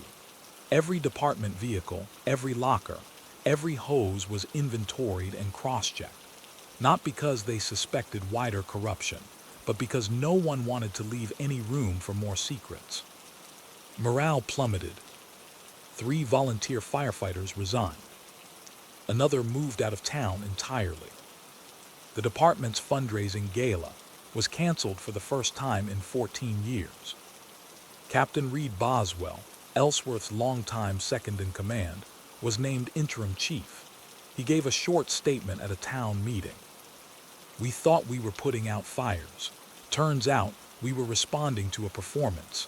That kind of betrayal doesn't heal overnight." A family left in ashes. Ellsworth's wife, Joanne, filed for legal separation 3 weeks after sentencing. In her court documents, she cited emotional abandonment and deceit. The town had long seen the Ellsworth family as rock-solid, the kind of people who decorated the firehouse for the holidays and hosted pancake breakfasts. But behind closed doors, Joanne revealed something different. Brian had become increasingly secretive. He often drove through town late at night, checking on things. He kept burn logs, vague notes she once assumed were from past calls. He had become obsessed with fire preparedness and crisis planning, even in retirement conversations. Their 2 sons, both in college, withdrew from school temporarily. One returned home. The other moved to Oregon and refused to speak to reporters. It was clear Ellsworth didn't just burn buildings. He scorched the very structure of his life. The fires revisited. With Brian's detailed confession, the Idaho State Fire Marshal's Office conducted a full reevaluation of each known blaze. The findings were sobering. 2012 diner blaze, set using road flares and dry pine needles placed in the attic. 2015 hunting shack fire, accelerant poured inside wood stove, then delayed ignition using a release candle. 2016 Ranger Station fire, started with a small device made from brake fluid and chlorine tablets, a method used in military training. 2017 medical clinic, ignited using a rigged heating pad and faulty timer, creating the illusion of an electrical short. 2018 garage fire, direct pour-in light after disabling exterior security lights. Each fire was deliberately engineered to simulate accidental or environmental causes, a sign of deep planning, not impulse. One investigator, speaking anonymously, said, "This wasn't thrill-seeking. This was calculated damage. He wanted the fires to look just bad enough to justify heroism, but not bad enough to get caught." The psychology of manufactured crisis. Ellsworth's case drew national attention among behavioral criminologists and fire service psychologists. What made a respected fire chief start setting fires? A post-sentencing analysis offered a complex view. Hero syndrome, a compulsion to be seen as a rescuer, even if one must first create the crisis. Control issues, the need to feel indispensable in an era of budget cuts and declining fire calls. Performance pressure, maintaining relevance as the department's golden years faded.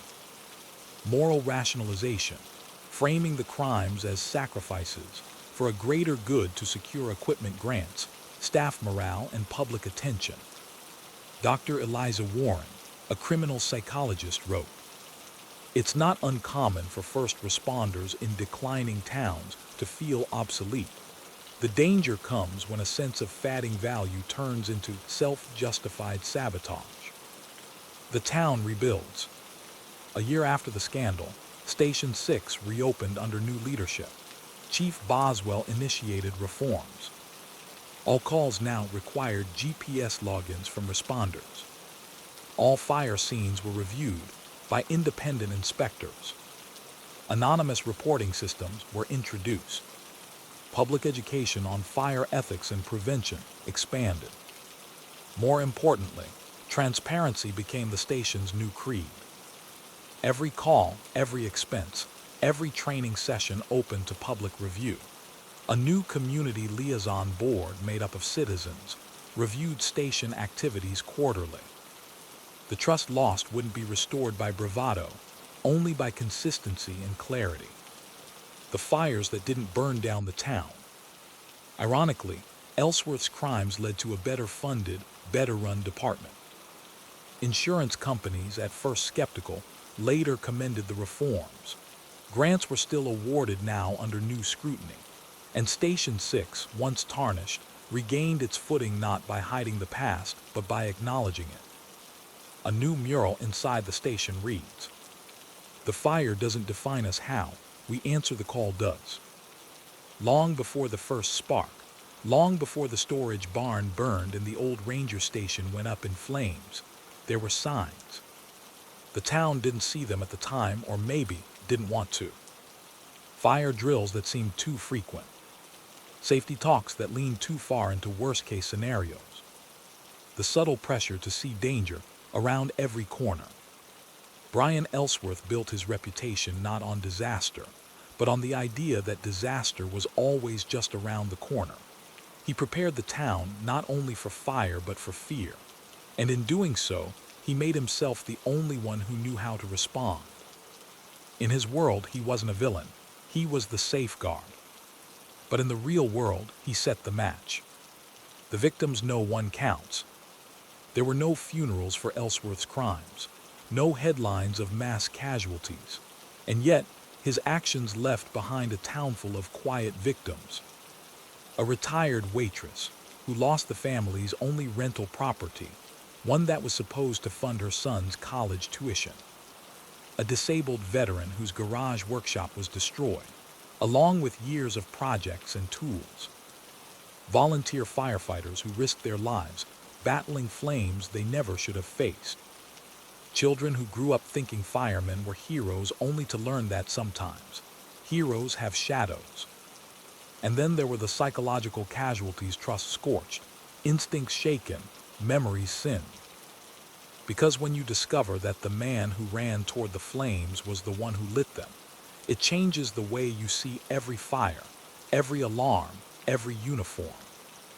The last time he spoke, Brian Ellsworth granted only one interview after his sentencing, conducted in a prison visitation room with a local journalist who had once written glowing profiles about his career. He sat calmly, hands folded, wearing a neutral expression. When asked why, he repeated what he'd said in court. "I did it for the department, for the town." But then, almost as an afterthought, he added, "People pay attention to fire. They don't notice safety. They don't donate to prevention. They only wake up when something burns." He claimed he never intended to hurt anyone, that he scouted every target, ensured the buildings were empty, and calculated the risk. "I wasn't trying to be a villain. I was trying to be needed." The reporter asked him if he ever regretted it. He paused. "I regret that I wasn't better at helping people without hurting them." That was the last time Brian Ellsworth spoke on record. He was transferred shortly after to a state correctional facility in Boise. His name was quietly removed from the town's official website, the high school's alumni honor wall, and the firehouse's history displays. His legacy was reduced to ashes. What the department became. In the years following the scandal, Station 6 rebuilt not just its facility, but its identity. You could see it in the small things. The memorial garden planted outside the firehouse, dedicated to service with honor. The transparency binder kept in the front office open to anyone who wanted to review response logs or call histories. The way new volunteers were taught ethics before equipment, with a full-day seminar on accountability. The community no longer cheered the loudest truck or the biggest blaze. Instead, it celebrated fires prevented, homes saved without a single flame touched, grants used for training and education, not damage control. In essence, Denton Hollow began to praise quiet competence over noisy heroism. The story they tell now. When children in Denton Hollow now ask about the fire chief whose name is missing from the wall, the answer they're given depends on who's speaking. Some say, he lost his way trying to save us. Others say, he betrayed the badge. But the version that seems to have settled gently is this. He wanted to be the hero in every fire, but real heroes don't light the stage before they arrive. A final reflection. Brian Ellsworth didn't just burn buildings, he altered the culture of a town. He taught them that vigilance without oversight is a dangerous thing, that trust without boundaries invites betrayal, and that even those we raise up on pedestals should be subject to the same scrutiny as anyone else. His story is not about arson in the literal sense alone. It's about what happens when good intentions ignite unchecked, when ambition turns inward, and when silence allows smoke to rise, unnoticed, until it's too late. And so we close with this thought. What do we lose, and who do we become when the person meant to run toward the flames becomes the reason they exist in the first place? Story 5. The town that vanished its mayor. Silverwick, Vermont was one of those postcard-perfect towns, clapboard houses, maple-lined streets, and a white clock tower at the center of a brick-lined square. It boasted no more than 4,000 residents, a seasonal farmer's market, and a single blinking traffic light. If you asked someone what defined Silverwick, they might have said, "We keep to ourselves."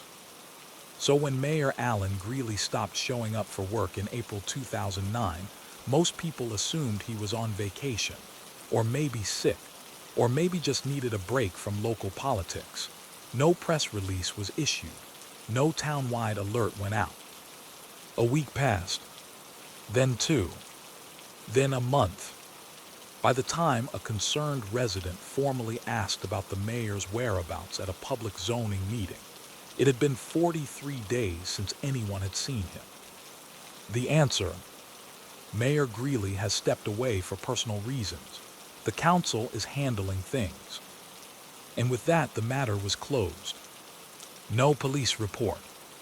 No search party. No announcement. Silverwick carried on. But the mayor was never seen again. Who was Mayor Greeley? To outsiders, Alan Greeley wasn't much to look at. Bespectacled, stiff-collared, a man more comfortable with budgets than speeches. But in Silverwick, he had been a fixture for nearly 2 decades. A former CPA who ran for town office in the late 90s, Greeley had won 5 elections in a row, often unopposed. He was known for quietly efficient budget management, a suspicious aversion to outside developers, attending every ribbon cutting without saying more than 20 words, living alone in a converted church on the edge of town. He was, in many ways, the embodiment of Silverwick's ethos, understated, self-reliant, and just private enough to make you curious. But his disappearance, and the town's collective silence about it, turned what could have been a tragic footnote into something far more unsettling. The official response: there wasn't one.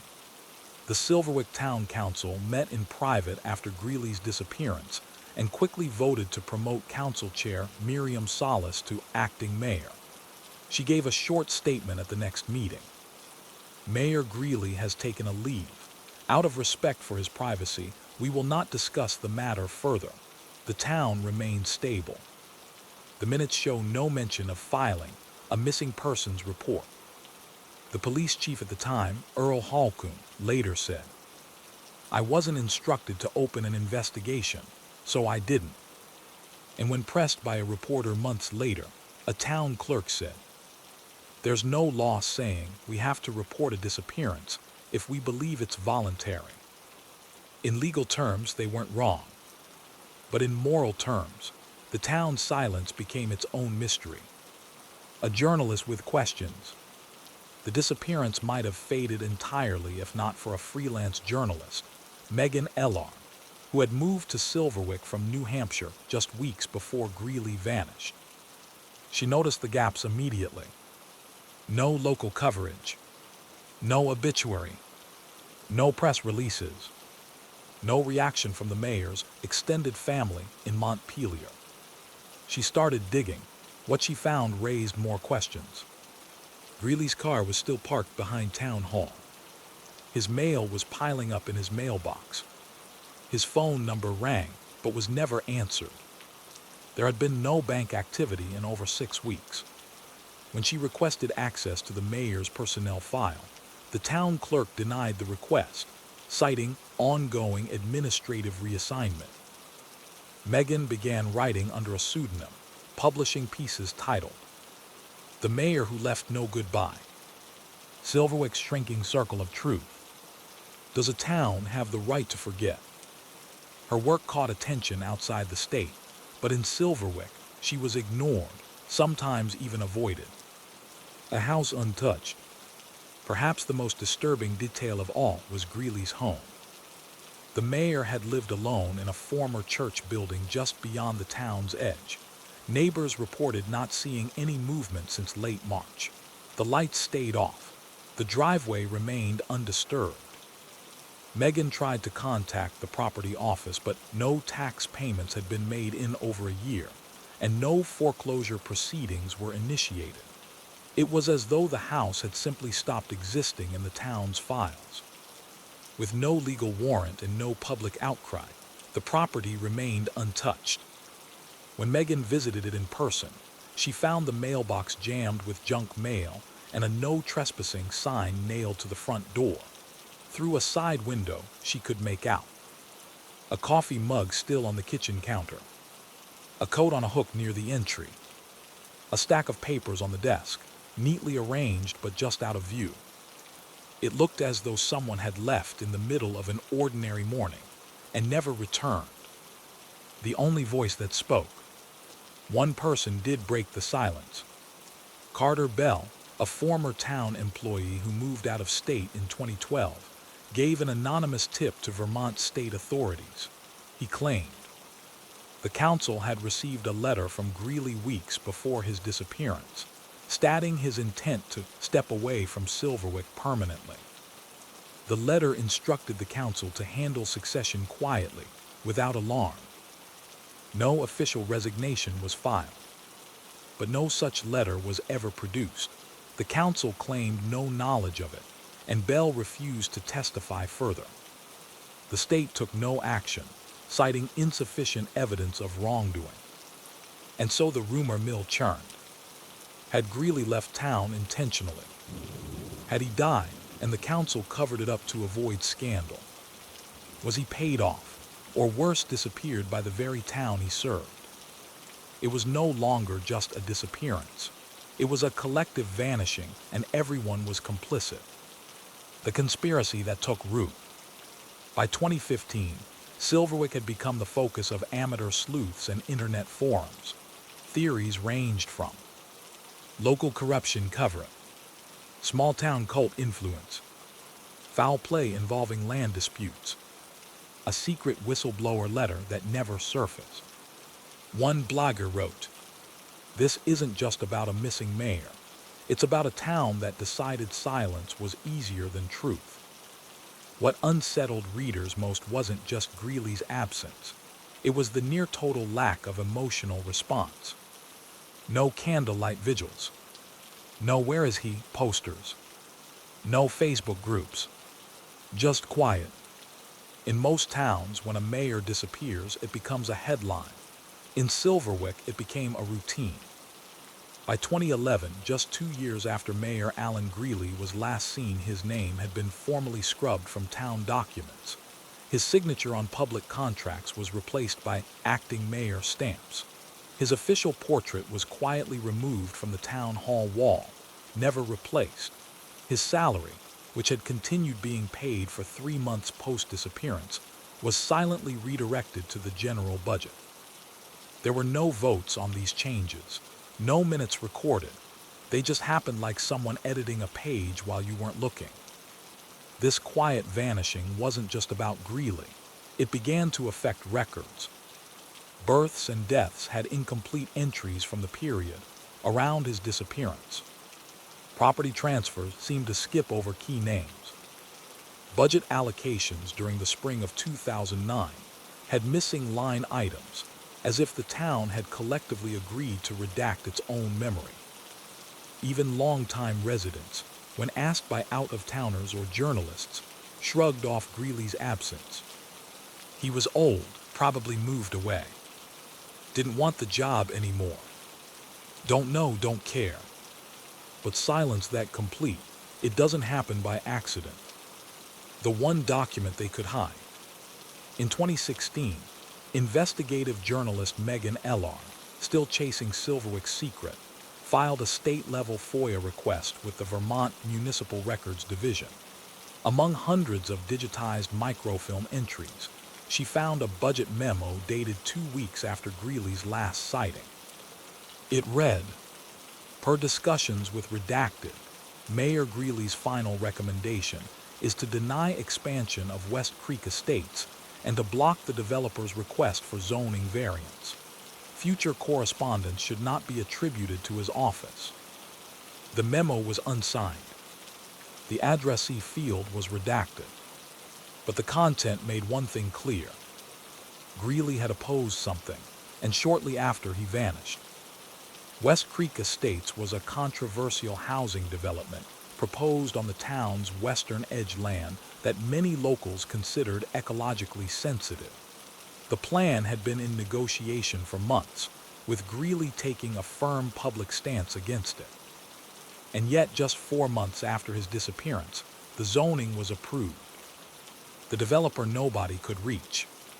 The company behind the project, Silver Timber Development, had a registered office in Burlington, Vermont, but no one answered their phones, and the listed address led to a shuttered storefront. Further digging revealed the company was incorporated only 6 months prior to submitting the development plan. It had no online presence, no staff directory, and no listed parent company. Payments to the town for permits and zoning fees were made in cashier's checks. It was as if the company existed only for Silverwick and disappeared once the project was approved. When Megan tried to trace its legal ownership, the registration trail led to a blind trust in Delaware, an all too common tactic to shield real estate players from scrutiny. It was a ghost company in a town that had ghosted its mayor. What did Greeley know?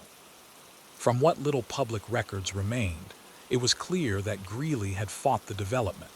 He believed the project would overburden Silverwick's small water treatment facility, displace several families through eminent domain, disrupt wildlife migration in the adjoining forest line, invite unwanted attention from larger regional developers. His opposition was strong enough to stall votes and vocal enough to draw private criticism. Meeting notes from early 2009 described tensions between the mayor and the town council, especially council chair Miriam Salas. One excerpt reads, "Mayor remains intractable. Suggest alternate route forward without full participation." That cryptic note became fuel for speculation. Was Greeley pressured to resign quietly? Was he paid off to vanish? Or did he simply refuse to bend and was removed as a result? There was no proof, but the lack of official protest after his disappearance became damning in itself. The silent deal theory. A popular theory among online sleuths emerged in 2017, the silent deal. The premise was simple. Greeley refused to approve the West Creek development. The council or certain members had a financial stake. Rather than fight him publicly, they convinced him or coerced him to vanish. In exchange, they cover his tracks, maintain the illusion of voluntary absence, keep Silverwick stable on the surface. It was a trade, your silence for hours. The theory gained traction when Megan found that a property deed in rural New Hampshire had been quietly purchased under the name A.G. Norwood, a common alias Greeley reportedly used during solo hiking trips. The deed was dated June 2009, just weeks after he vanished. But there was no one living there. The house remained empty. Neighbors recalled no visitors. Was it a false trail? Or did Greeley go into self-imposed exile to avoid a public scandal? The clerk who almost spoke. In 2018, Megan received an anonymous email from a former town employee who had relocated to Albany. They claimed to have seen the letter, the alleged note from Greeley resigning his position. According to them, it wasn't typed, it was handwritten, real short, just a few lines, said he was done, said not to look for him. But when asked for proof, the source refused to meet. Within weeks, the email address was deactivated. If the letter existed, no one else admitted to seeing it. If Greeley had chosen to vanish, why not say goodbye? And if he hadn't, who benefited most from his silence? What the people remember. Megan returned to Silverwick in 2019 for a 10-year retrospective story. When she asked locals what they remembered about Mayor Greeley, she received a strange pattern of responses. He didn't like attention. He always said he didn't plan on dying here. Some people aren't meant to be remembered. The town's better off now. Better off. The council had expanded. The West Creek Estates development was now a mid-sized suburb of modern homes occupied mostly by seasonal renters. The forest line was gone, and property taxes had risen 18%. The town had changed, but not for the better. Not in any visible way, at least. Yet no one mourned the mayor. No plaque was installed. No memorial, no bench, no tree planted in his name. Silverwick, it seemed, had chosen collective forgetting. 10 years gone. By 2020, the story had cooled. Megan published her final piece, The Mayor Who Walked into Fog, and left investigative journalism entirely. The mayor's home, still untouched, still off limits. The town, still operating under a vaguely democratic, tightly controlled council structure. Mayor Greeley, still officially listed in state records as unaccounted for. No death certificate, no closure. Only silence. In early 2021, more than a decade after Mayor Alan Greeley vanished, a couple from out of state purchased the former church house where he had lived. The structure had remained in limbo for years, no taxes paid, no foreclosure initiated. It was finally listed in a discreet county tax auction under abandoned municipal property. The buyers, unaware of the building's significance, began renovations. What they discovered inside reawakened the entire mystery. Dust-covered town council documents, sealed in manila folders. Dozens of cassette recordings labeled by date, all from 2008 and early 2009. A handwritten notebook with Greeley's name on the inside cover. And tucked in a drawer, a burned corner of a resignation letter, the rest destroyed. The buyers reported the items to a local paper, and within 48 hours, the Silverwick Historical Committee requested to archive the materials. Only a few were made public. The tapes, however, were digitized, and someone leaked one. The tape, January 2009. In the recording, Greeley's voice is soft but measured. I've seen the vote tallies, the council's leaning, not in the town's favor.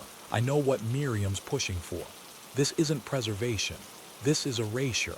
If I don't stop this, we lose who we are. Later in the same tape, he says, I've been warned, told not to make a scene, to step aside quietly. I think they mean it. I'm not safe in my own town anymore. The tape ends with static and the sound of a door closing. Not a crime, but something close.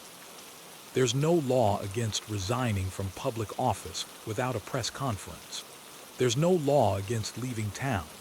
There's no statute on the books that says an entire community must ask questions when someone vanishes. But what happened in Silverwick still chills the spine of those who study community psychology and small-town power structures. Because the crime wasn't murder. It wasn't even abandonment. It was consensus silence. A town that collectively or through a few key players decided that forgetting was easier than facing truth, that removing a man from memory was cleaner than ousting him with scandal. And perhaps most disturbing, they pulled it off. Why no one ever investigated. There were moments when an official probe seemed imminent. State-level whispers, journalists sniffing around, FOIA requests from out-of-state authors, but none stuck. And each time momentum built, it was snuffed out quietly as if the air itself conspired to hush the voices. Some cite bureaucratic fatigue. Others mention small-town stonewalling. But behind closed doors, former insiders now retired suggest there were informal understandings among local officials. Don't kick up dust. Let the past lie. No one wants this reopened. It wasn't a conspiracy in the cinematic sense. It was maintenance, preservation of an illusion. What the notebook revealed. The notebook recovered from Greeley's home wasn't a diary. It was more like a ledger of conversations, meetings, suspicions, a record of his final months in office. One passage stands out. If I vanish, it won't be because I ran. It will be because they made space for my absence and closed the door behind me. Another simply reads, people don't need to kill you to erase you. They just need to stop saying your name. A community's reflection. By 2022, the town had changed. West Creek Estates was fully built, a row of bland suburban homes where wetlands once stood. Miriam Salas had retired. The acting mayor, now full mayor, never mentioned Greeley once during her tenure. A new generation had grown up without knowing the name. But not everyone had forgotten. A local teacher who once served on the mayor's advisory board wrote a letter to the town paper. I remember Alan Greeley. He wasn't warm. He wasn't popular. But he protected this place in ways we didn't understand until it was too late. We didn't lose our mayor. We gave him up. Where was Greeley? Despite years of investigation, no confirmed sighting of Alan Greeley ever surfaced. The New Hampshire cabin remained unoccupied. His family declined interviews. No death certificate was ever issued. His social security number was never used again. He simply disappeared, not from life, perhaps, but from the story his town was willing to tell. Could it happen again? Yes, and it does. Not all disappearances involve crime. Some involve community designed the slow decision to unremember someone inconvenient, to redact history in service of comfort. It happens in towns, companies, families. Silverwick's lesson isn't just about a vanished mayor. It's about the cost of complicity, the danger of silence, and the subtle power of collective forgetting. A closing reflection. In Silverwick, a man vanished. Not by force, not by accident, but by permission. They let him go not out of malice, but out of calculation, out of discomfort, out of a desire to move forward without dragging the truth behind them. And the town, it still stands, still quiet, still beautiful, but somewhere in its silence is a name they no longer say aloud. a story they no longer tell, and a truth that still flickers like a light in a locked house, just beyond the trees. So we leave you with this final thought. What's more dangerous, a crime no one commits, or one that everyone chooses not to see? Story 6. The nurse who poisoned the water cooler. St. Bellamy's Hospital sat just off Route 41 in Milledgeville, Indiana, a modest regional medical center serving a shrinking town of about 12,000. The building was functional but unremarkable. Beige tiles, flickering fluorescent lights, and a faint antiseptic smell that never left the halls. The fourth-floor med-surg was where patients went to recover after surgery. It was known among staff as the quiet floor. Most patients were stable, and most nurses preferred the slower pace.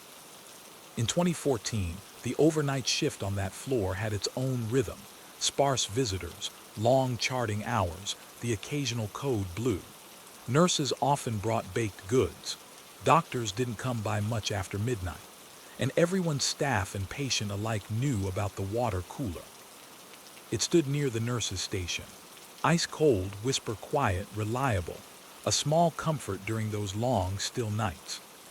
So when patients began vomiting without explanation starting mid-June and continuing, inexplicably, for weeks no one thought to blame the water. Not at first. A series of unexplained incidents. The first 3 patients who fell ill were post-operative, all recovering from minor surgeries. Each reported sudden intense nausea, blurred vision, dizziness. Lab tests were inconclusive. No infections, no medication errors, nothing in the food. Then it happened again and again. By late July, 12 patients had experienced similar symptoms. Some recovered quickly. Others were transferred to intensive care for dehydration. Still, nothing pointed to a common source, until a nurse named Monica Reyes noticed something strange. She had taken a sip from the nurse station's water cooler and immediately felt a sharp, metallic taste on her tongue. The next hour brought on a wave of nausea and dizziness. She wrote it off as stress, or maybe a stomach bug. But 2 days later, a technician reported the same sensation. That was when the theory began to form. Was someone tampering with the water? The hospital's response: contain, not reveal. When Reyes mentioned her suspicions to hospital administration, she expected an investigation. Instead, she got a warning. Let's not make assumptions. These things can spiral, said the shift supervisor. Within hours, the cooler was replaced, with no explanation. Staff were told it had a maintenance issue. The old unit was quietly removed by a hospital janitor and never seen again. And yet the illnesses stopped. No patients reported symptoms after the switch. No more unexplained vomiting. No more blurred vision. The fourth floor went quiet again, almost too quiet. The case of Lillian Stock. One patient's experience refused to fade into the background. Lillian Stock, age 76, had undergone a routine hip replacement. 3 days post-surgery, she was doing well until she suddenly collapsed in the hallway after sipping water from her cup. The nurse on duty noted she had seemed confused and slow to speak just minutes before the fall. Lillian was rushed to the ICU, where her blood work showed something alarming. Elevated levels of ethylene glycol, the same substance found in antifreeze. It should have triggered an alert. It didn't. Lillian recovered. Her family was told it was likely an interaction with medication. The note about ethylene glycol disappeared from her medical chart within days. Her daughter Cynthia later said, "We were told not to worry, that it was just a lab error, but I remember thinking, why would there be antifreeze in her blood at all?" A nurse with secrets. 6 months later, a night nurse named Rebecca Tilden resigned without notice. She left a brief email. "I've taken another position. Please do not contact me for follow-up." Unusual but not illegal, her final pay was processed, No exit interview. But Monica Reyes, still troubled by her own symptoms that night in July, couldn't shake the feeling that Rebecca had been acting strange in the weeks leading up to her resignation. Some nights Rebecca would show up early 30 to 40 minutes before her shift, always alone, always calm, often seen standing near the water cooler. Monica remembered seeing her pouring something from a small glass vial into her coffee once. When asked about it, Rebecca had simply smiled and said, "Vitamin drops." It was the kind of answer you didn't question at 2:00 a.m. Patterns in the shadows. By 2017, 3 years after the water cooler incidents, whistleblower policies changed in the state of Indiana. Anonymous tip lines were launched for healthcare professionals, and someone to this day, unidentified, submitted a 42-line report about the water incidents at St. Bellamy. The report alleged deliberate contamination of patient drinking water, internal suppression of evidence by administrators, a specific nurse responsible for dousing water during overnight shifts. It cited Lillian Stock's blood work as proof. It named Rebecca Tilden directly. State investigators opened a quiet, non-public probe. But they found nothing. The cooler was long gone. The original lab records were misfiled. The hospital denied receiving any formal complaints, and Rebecca, she had moved 3 times in 2 years. Her nursing license was active, but there was no record of where she was currently employed. A history of moving on. When investigative reporter Jordan Meeks picked up the story in 2019, he traced Tilden's career. What he found was disturbing. She had worked in 4 different hospitals over 12 years. At each, she had left suddenly, always within 2 years. And in each facility, anonymous complaints had been logged during her tenure regarding nausea, dizziness, and unexplained patient deterioration. None of the complaints were ever formally tied to her. In each case, the pattern was the same. A few patients would fall ill. A nurse or tech might get sick. The incident stopped after she left. Meeks wrote, "It's not a murder case. No one died. It's not even provable assault. But if the allegations are true, Rebecca Tilden may be the most prolific non-lethal poisoner in modern medical history, and no one ever stopped her." Why poison the water?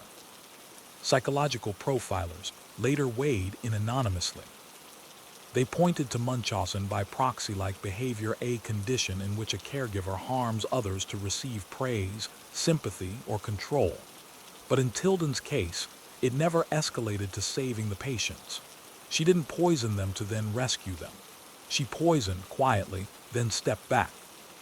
Others speculated a power dynamic, the thrill of watching people suffer in subtle, deniable ways.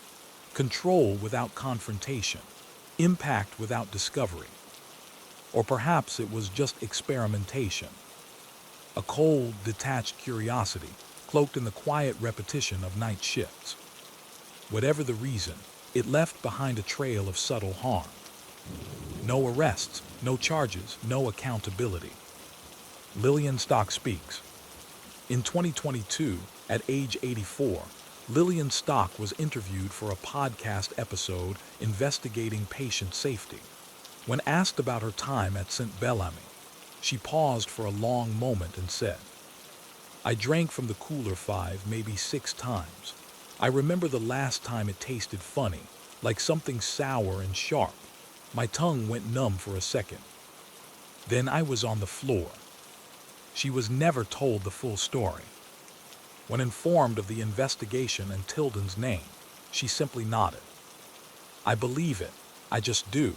Some people do things not because they're angry, but because no one's watching." By mid-2022, whispers about St. Bellamy's 4th-floor incidents had begun to circulate again, not among patients, but in professional nursing forums and legal circles. An internal audit conducted by a third-party compliance agency flagged the hospital's incident reporting system. One report, Originally submitted in 2014 and linked to patient nausea and unexplained toxins, had been quietly deleted sometime in 2015. The deletion didn't follow standard procedure: no closure note, no supervisor sign-off. A whistleblower lawsuit followed, filed anonymously by a former records clerk. It alleged routine erasure of adverse events, suppression of internal complaints regarding staff misconduct, retaliation against employees who pursued escalation.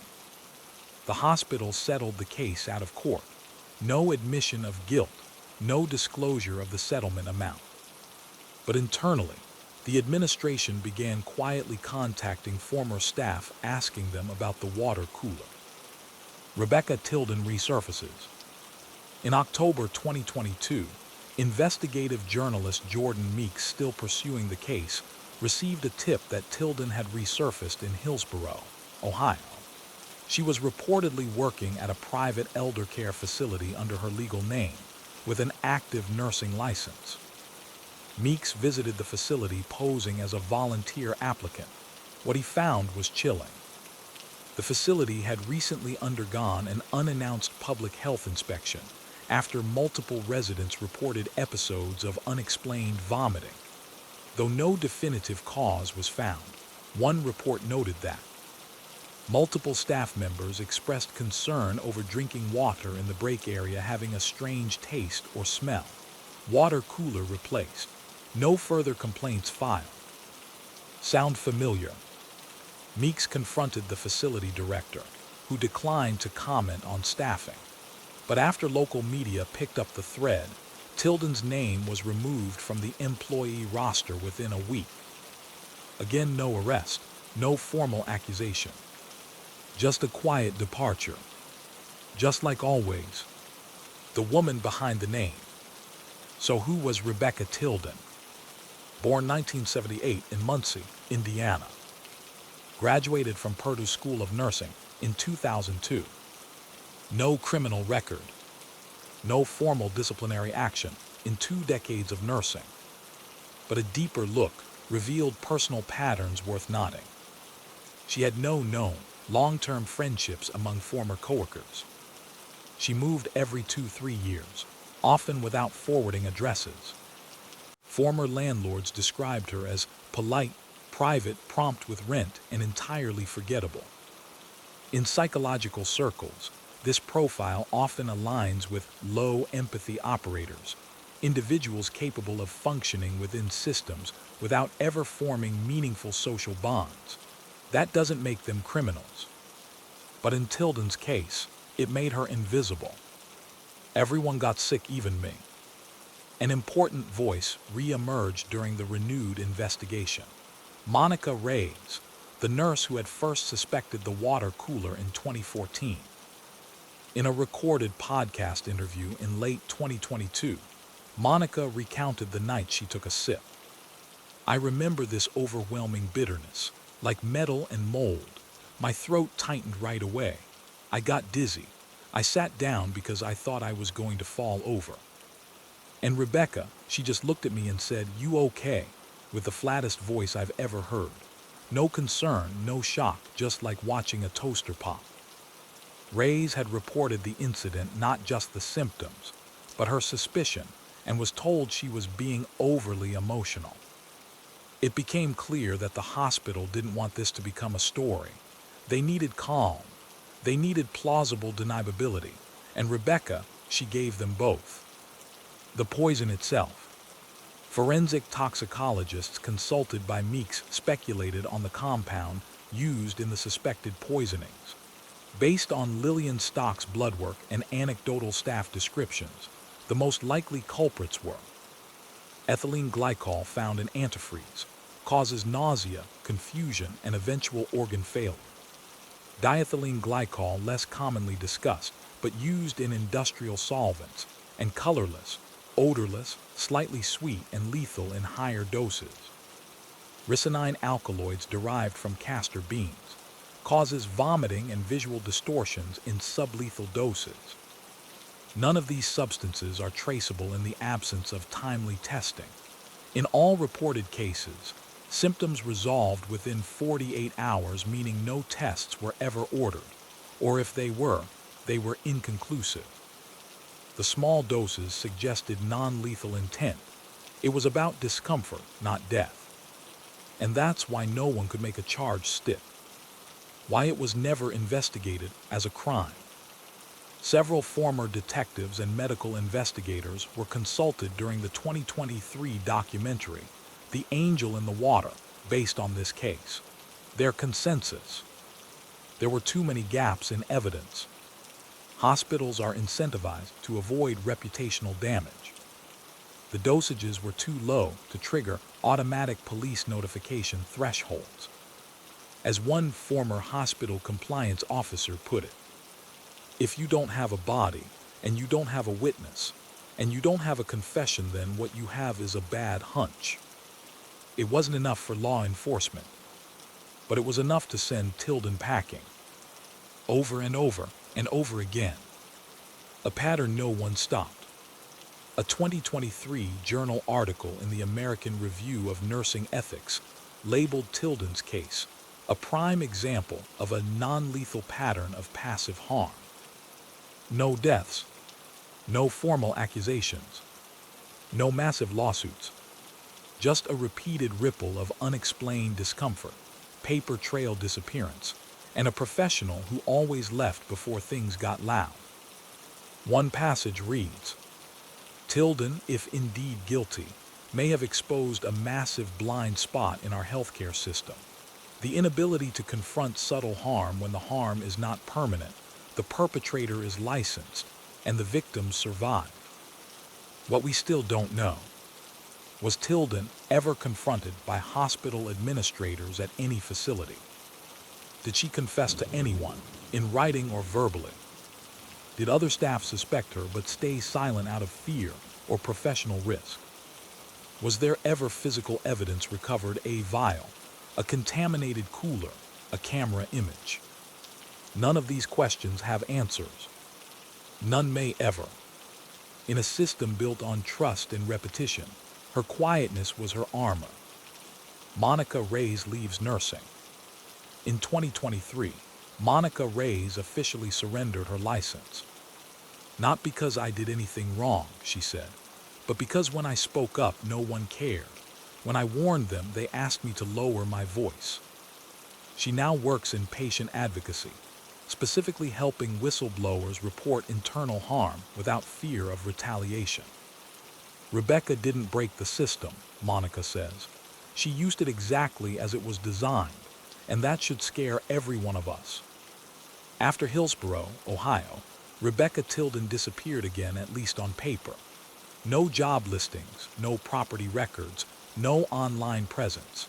But through a Freedom of Information request filed by journalist Jordan Meeks, an employment application surfaced from a nursing home in rural Kentucky, dated March 2023.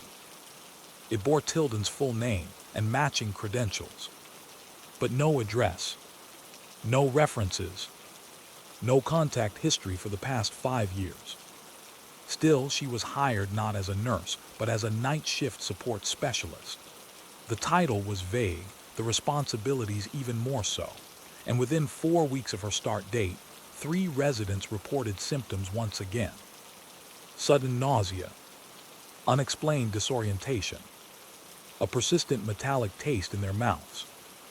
Once more, nothing was formally investigated. Tilden quietly left after 5 weeks. No incident report. No notice. No follow-up. Why no one pressed charges? The absence of a crime scene, no visible weapon, no fingerprints, no motive that could be articulated in court-made prosecution, nearly impossible. One assistant district attorney from Indiana, speaking off record, put it plainly.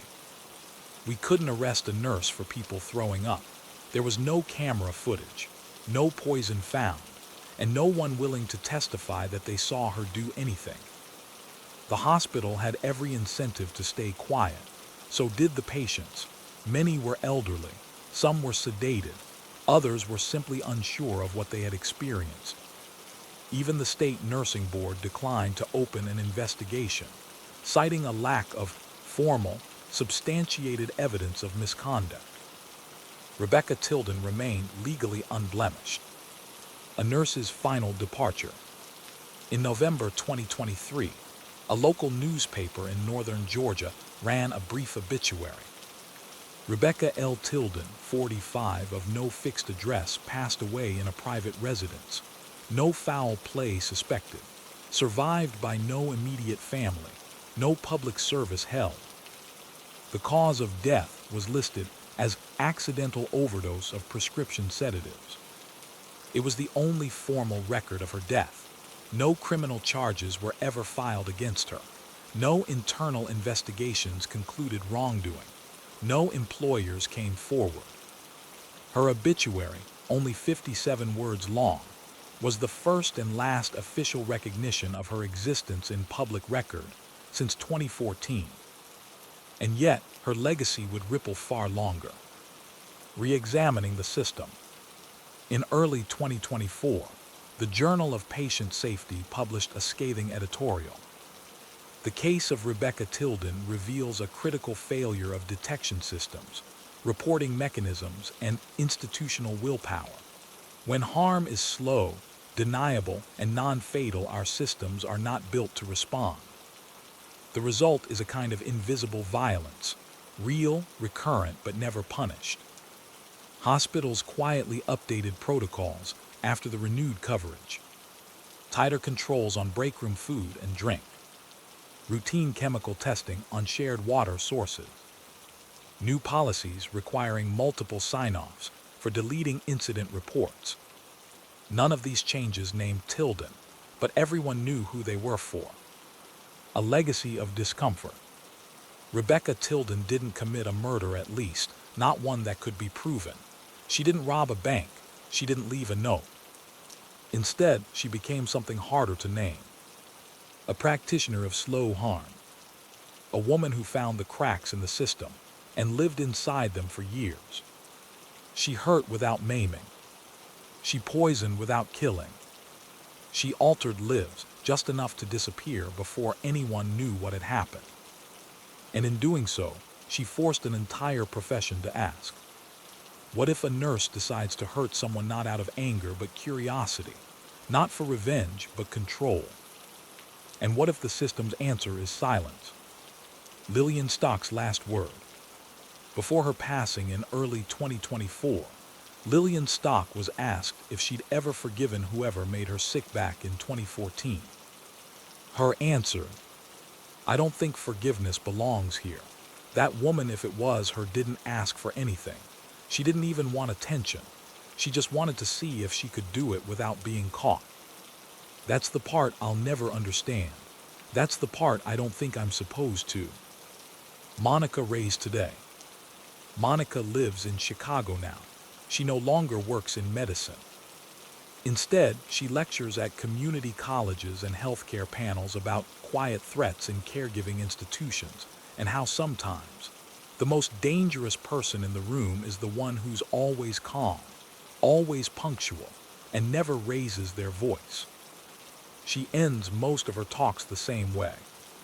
People think evil is loud, dramatic, obvious. But sometimes it looks like a nurse in pale blue scrubs, pouring a cup of water at 3 a.m. The questions that remain: could someone else be doing this now, in another hospital, just like Tilden once did? Would the system notice this time? Are we willing to believe that a crime with no body, no weapon, and no clear intent can still be real? Most unsettling of all, what if this story had never been told? Final reflection. In the end, Rebecca Tilden was never handcuffed, never questioned in court, never even made the news while alive. But she walked through sterile hallways, touched the tools of care, and left behind a trail of tremors, small ones, but consistent, undeniable to those who lived them. She proved that a crime doesn't need to be dramatic to be devastating. That harm can come in drops, in sips, in quiet shifts between midnight and dawn. And that sometimes Justice never knocks because it doesn't know which door to knock on.